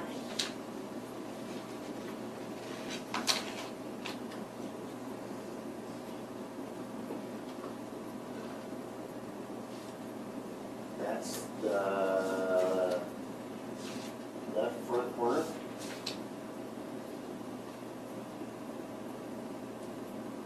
Is that what we can see depicted closer up in exhibit number 56?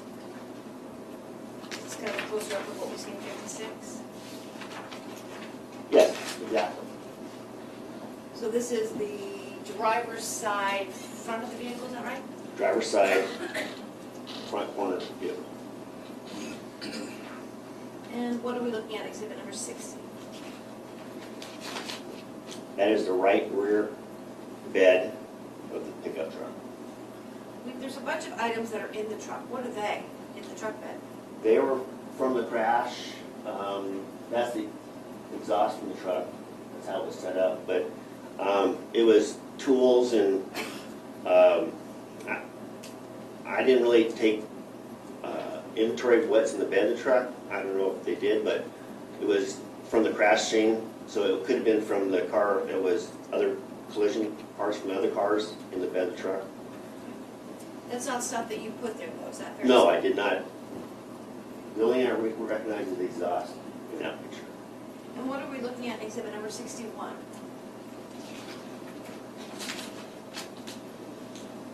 That would be a B-pillar right side of the cab bed, of the cab. What exactly are we talking about? What's the V pillar? That's the door, and that's behind the passenger seat, right where the door closes. So it would be fair to say that this is, if a person is sitting in the right passenger seat, this would be the area to their right-hand side. Is that fair? Correct. Correct. And are all these photographs that you took documenting the damage of the vehicle to the exterior? Yes. What are we looking at in exhibit number 62?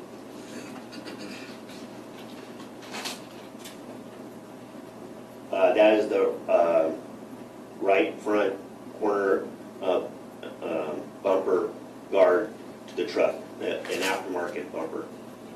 Can you explain that to us? This vehicle, it was a lifted F-350, is that right? That's correct. Were there several parts on this vehicle that were aftermarket? That's correct. What were the different parts or aftermarket parts on this vehicle? Tires and wheels.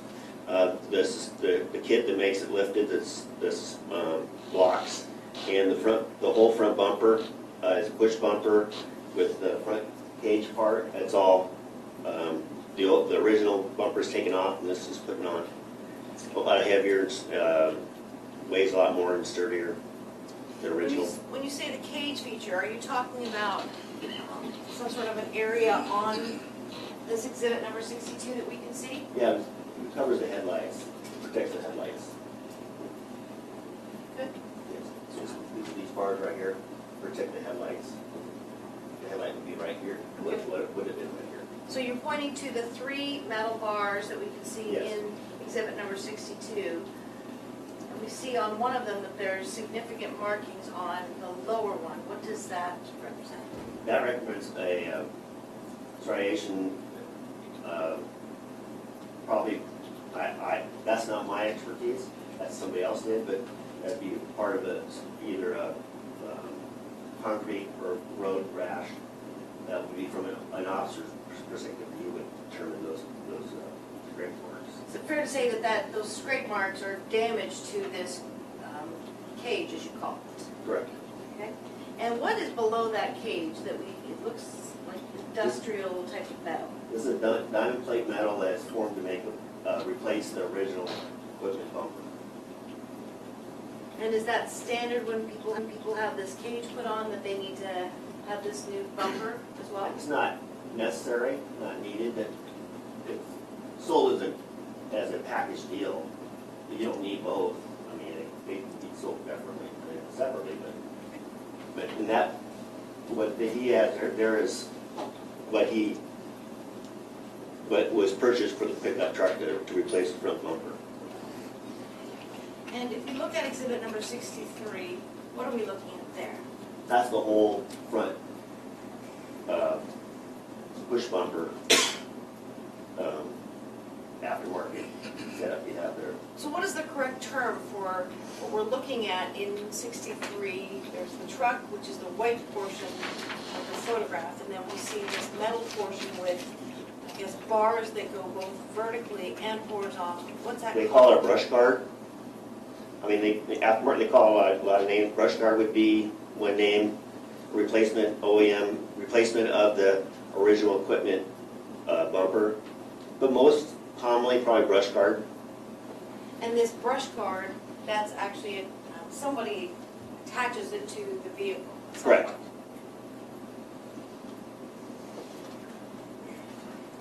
What are we looking at in exhibit number 64?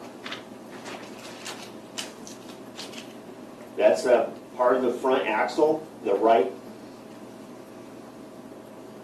it the right front? It's part of the differential in the front. It's a four-wheel drive truck, and this is the front axle of the truck.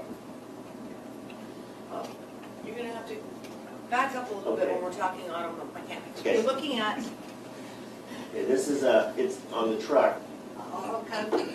first of all, in exhibit number 64, we have, it looks like there are, is it fair to say, 3 different kind of sections of metal? Is that fair to say? Yes. As one part of 64, right? We'll start here with the left-hand side, there's something that's blue in color. What is that? That is the rim.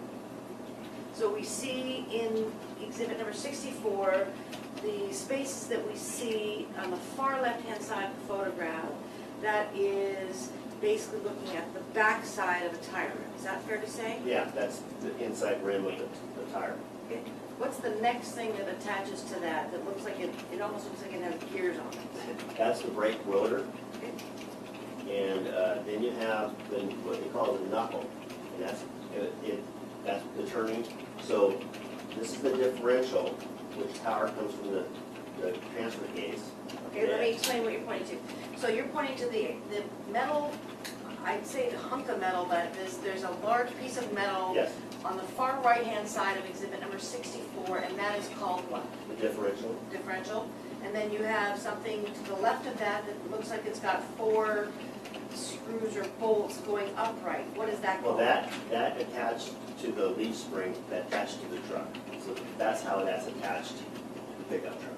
And then we go into the knuckle, or whatever Yeah, that this is the drive shaft and that attaches to this knuckle right here. The knuckle is what turns your wheel. Turns the wheel left and right. And in order for that power, you need this U-joint here to attach to the drive shaft, the axle shaft, which turns the wheel and everything else. That's why it's a lot of metal there. In a four-wheel drive, you have a lot of metal. So this whole section of equipment, does it come like this all together? That is a piece of the whole, it needs that on that side too. Okay. So, but this whole series of equipment, it works together, right? Yes. If this was in proper functioning capabilities, this would be attached to the vehicle, right? Correct. And so, like where we see the hubcap, it's actually attached to each of the portions where it would be in a normal functioning car. Is that right? Rim. Oh, the rim, sorry, the rim. And the tire would be attached to that. Yeah, the rim would be mounted onto that. The tire would be mounted on the rim. What is significant about this actual piece of equipment in your examination of this truck? Being out of the truck, mostly. That's a lot of equipment and heavy, and it's very securely attached to a truck to come out of that vehicle. The equipment that we're looking at, approximately how big is that? On that side, I don't know, half of it, it's still missing the shaft for the other side. So, May the record reflect the witness, he held out his hands, yeah, say about 2.5, 3 feet wide? that'd be a guess. Yeah. Now, and that's the whole thing that we're looking at in 64, correct? That piece, yeah, and it's still missing the axle shaft for the other side. And in number 65, is that fair to say we're looking at the similar equipment as 64 at a different angle? Yeah, that's where the axle shaft would be. That's a press fit, and that doesn't come out very easy, and that's missing. So if we're trying to understand car mechanics, if I have a car and underneath it, what equipment do I have in order from the power of the car to go into the wheels? That's differential. Okay, and that puts the power into the wheels when it's in four-wheel drive, not just anytime, just only in four-wheel drive. So just going down the road on a regular road, it's just turning freely, it's no power to this, only in a four-wheel drive situation. So this isn't a piece of equipment that's particular to any vehicle that has four-wheel drive? A one-ton Ford pickup, yes. There's different configurations for different vehicles. This is a one-ton Ford heavy-duty pickup. When you said that it's significant that this is off the vehicle, why is that? Does it unscrew or unbolt or welded? How is it attached to the vehicle? It's bolted significantly 4 big bolts plus the leaf springs, and then you got the drive shaft into the. There's a lot. I've taken those apart, and it's a day job just to change one of those in the front of a truck, and there's a lot to it. And were you able to determine whether or not, as a result of the crash, this came off of the truck? Absolutely. Could you tell when you did your examination of the vehicle whether or not there was anything defective in that piece of equipment before the crash? There was not. How could you tell that? You can tell how all the pieces fit together, and they're clean and relatively. There was some just between the time of the crash and the time I got there. You know the difference between an extensive amount of rust of a long period of time, and just sitting there between a short period of time between I can do my inspection, and all those pieces were just like that part was from being pressed in there and pulled out was a clean break. So you recognize that when the crash happened in May, you didn't actually do your mechanical inspection until July, is that right? That's correct. And with your experience, you're able to tell whether or not, when you did that full forensic examination, any damage that you found would have been in place before the crash? Any damage, I can tell the damage before a crash? Yes. Oh, yes. Well, you mentioned that there are 5 areas that you look at. The first being the throttle. What do you look at when you're determining whether or not there's a problem with the throttle? Make sure it doesn't stick, it returns properly, and at the time of the inspection, the throttle plate is closed, so there was no indication it was stuck in an open position. Throttle would be what a layperson would call gas pedal. Is that fair to say? The throttle bottle is over the top of the engine and it lets the air into the motor. So it's right behind the air box. The throttle pedal controls the throttle plate in this situation. For me, the average Joe person driving my car, if I put my foot on the gas, does that actually then activate the throttle? Is that a better Correct. assessment? Yes. Of what I'm saying? Mm-hmm. Now, once you did your examination of the throttle, what are you looking at to see if there's any defects or problems? To see if there's any the correlation between the pedal and the throttle pod. They work what you're supposed to. There's no hindrance of it, and there's no to see if there was any damage at the gas pedal around it. If I can get to it, and just to make sure everything's working as designed. And when you did your examination of this Ford F-350, was there any problem in examining the throttle? Let's start with examining the gas pedal. Was there any problem examining it? I think there was a problem with the pedal, the area. There's a lot of debris in that area. When you did your examination of the gas pedal and the throttle system, did you find any mechanical defects in that No, examination? no. And were you able to determine whether or not there was any damage to that system before the crash? There was not. You mentioned that the next thing that you took a look at is, or one of the things you take a look at then is also steering. Is that right? That's correct. What are you looking at to determine if there's a problem with the steering? See if all the components were in proper working order, and if I can determine if there was any problems pre-crash.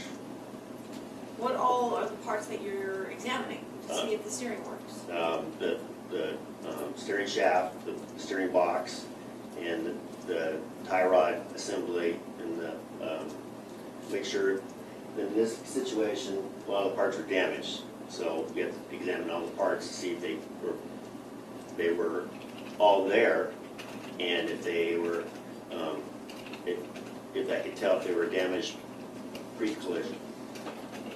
And when you're determining whether or not they're all there, is it fair to say that in part of your examination, you actually laid out a whole pile of vehicle parts to determine? Well, yeah, we put it, Yeah. not a whole pile, but yeah, we put it all together underneath the truck as best we could, the best I could.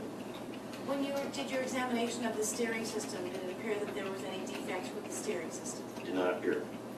Could you tell whether or not there was any damage that was on the steering system before the crash? No, there was not. You mentioned that you also did an examination of the brakes, is that right? That's correct.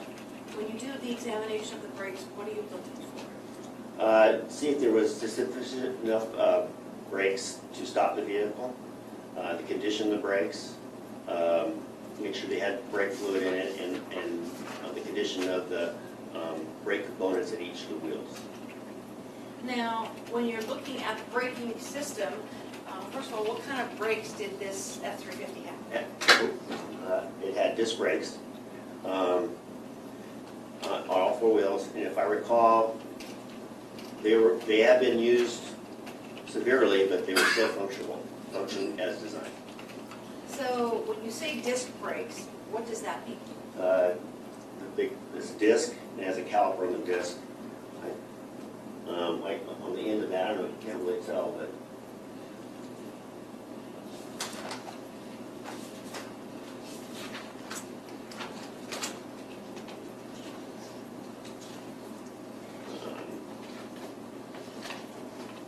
Is the braking system depicted at all in example number 64?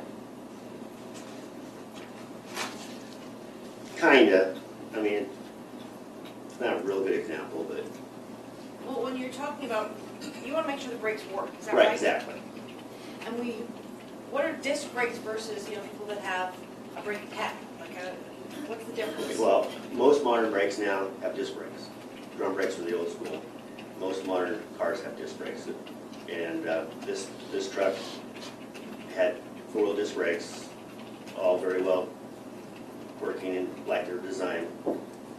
They've been used pretty hard, but they were working. Is there a certain, when you're dealing with disc brakes, is there a certain thickness that you're looking for in order of the disc brake or anything like that to determine whether or not they're still functioning? I can tell, I measure all the discs, make sure they're within specs of the manufacturer, and the thickness of the pad material, make sure there's enough there to what the manufacturer says should be on the material. On this typical vehicle, since the calipers had a compromise in the hydraulic system, I couldn't really tell about the hydraulic system because it was broken, compromised. There was brake fluid in it. It looked like it functioned as designed. Okay, I need to take you back a little bit because we need to kind of understand how you're able to tell from your examination whether or not, if I put my foot on the brakes in this Ford F-350, what happens when I put my foot on the brakes? What happens with the car? Before a crash, or before the brakes were assembled, goes to a master cylinder. The master cylinder comes out to a ABS unit, which sends out hydraulic fluid to the four wheels as needed. So if I put my foot on a brake, then the next thing that somehow that sends a trigger to the master cylinder that then sends a message to each of the tires, right, through the form of fluid. Is that fair to say? That's Simplification, but yes. is that fair to say? Yeah, yes. When the fluid then gets to all four of the tires, what's the next thing that happens in order for my truck or me to tell my truck to stop? Then the calipers press against the rotors on each wheel and slow the vehicle down.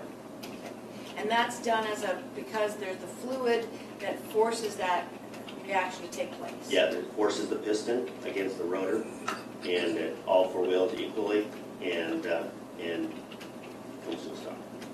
And so when you're examining the braking function, you want to make sure that the pedal itself inside the car works properly? Ordinarily, but in this situation, I couldn't do that because of the brake system was compromised because the brake calipers the hydraulic system was broken. So I could not get pressure in the hydraulic system. So all I could see is evidence of the master cylinder had been full, and if it had been compromised before, it would have been empty of fluid. But it still had fluid in it, and everything was still was there what it's supposed to be. So when you're examining the vehicle, in this case, that F-350, if you put your foot on the brake, then if there was some sort of problem with the braking system, then you wouldn't have all that fluid in the master cylinder to send to the four wheels. Is that Correct. fair? Correct. And that wasn't the case in this examination? Nobody touched it, and the brake fluid was full, but as soon when I did do it, the pedal went to the floor because the fluid went out of the system. There was nothing there to stop it or to make it work? Right, okay? yeah, the components were disassembled and broken from the flow of the hydraulic fluid. So after you had an examination of you looked at the pedal, then you looked at the master cylinder, then you looked at how the fluid then went to each of the tires, were you able to determine whether or not there were any defects with the braking system before the crash? There were no defects, and brakes are really my specialty for all these years, and I can tell if one wheel was not working or one working more than the other, and they were all working just like they're designed, had the same amount of scoring on them. They were working just right. They were working just right, but when you did your examination, because there was a problem with the hydraulics, that was what was damaged in the crash? Yeah, well, yeah, the hydraulic line was broken away from the caliper. And did that then affect all four of the tires, or just one or two of them? It affects the whole hydraulic, because the whole hydraulic gets its pressure, is a whole pressurized system, so you lose half. It does have a safety backup, you still have brakes, the pedal's gonna be real low. So after taking a look at the throttle, and then the steering, and then the braking, the next thing you took a look at then would be the wheels and tires, is that right? That's correct. I'll have you take a look at exhibit number 66, please. First, what are we looking at in 66?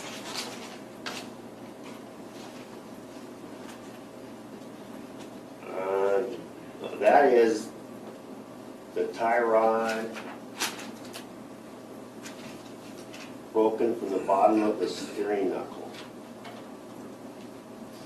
Was that damage that you documented on the undercarriage of the truck? Yes, yeah, there it is, yeah. And what are we looking at in exhibit number 67?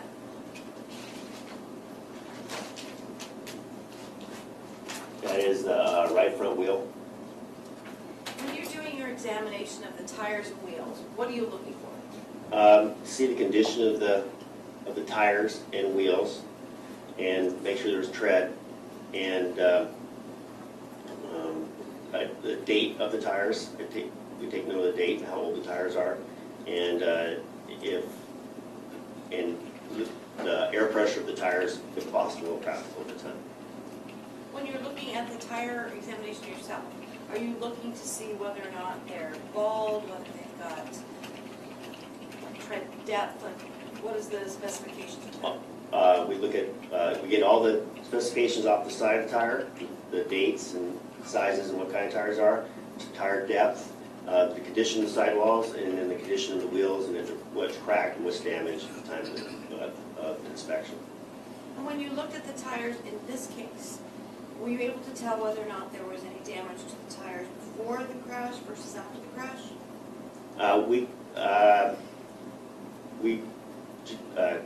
Yes, we can, and looks like at this situation, the tires were damaged, were collision-induced damage. How can you tell that? Because the tires were totally gone, you couldn't drive on them the way they were. So they wouldn't hold pressure at all on the one tire because the rim was destroyed. So when you're doing your analysis of the tires and looking at whether or not they still, whether they move or they function within the wheel well? No, well, the good tires, if they hold air, or if they got air in them, what the pressure is. The bad tires, we just look at, see if the damage is new damage or pre-damage at the time of inspection.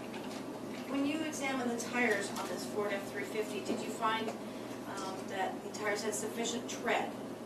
Yes, they had sufficient tread. What we're looking at in exhibit number 67 appears to be a tire that's in really good shape as far as the sidewall, the tread depth. Is that fair to say? Yes, it is. And when you examine the tires on this Ford F-350, what were the condition of the four tires? Besides the damage, they were good condition tires. The aftermarket tires, Were all of the tires in good tread depth? good tread, yes. When you examined the tires, what was the condition or the damage that you found on the tires? Well, the left one was destroyed, and I have to see my picture to see exactly what the damage was. And when you say the left one, was that the left front tire? Left front tire, yes. If I showed you a photocopy of your pictures that you took, would that be helpful? Yes.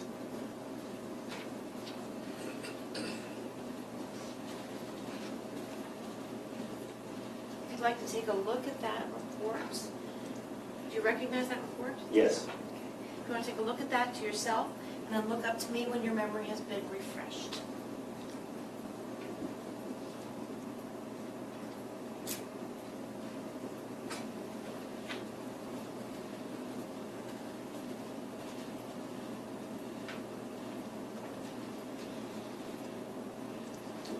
Left rear tire, yes. Okay.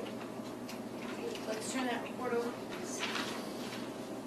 What was the damage on the, we'll start with the left front tire.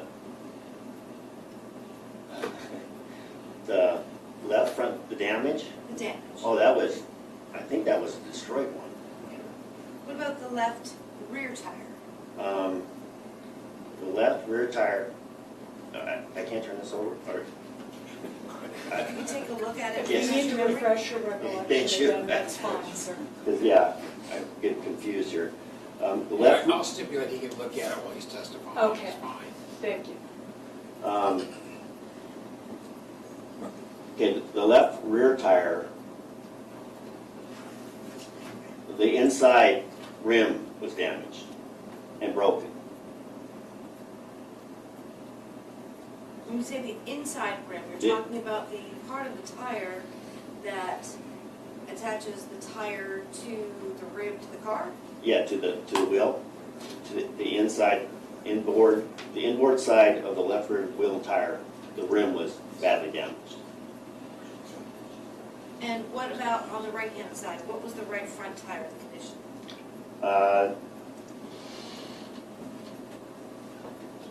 The right front tire was in good condition. What about the right rear tire?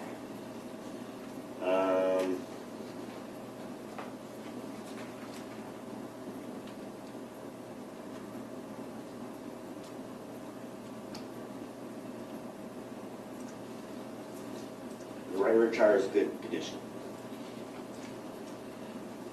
So it would be fair to say then when you did your examination of the tires on this truck, the damage to the tires was on the left-hand side of the truck? Correct.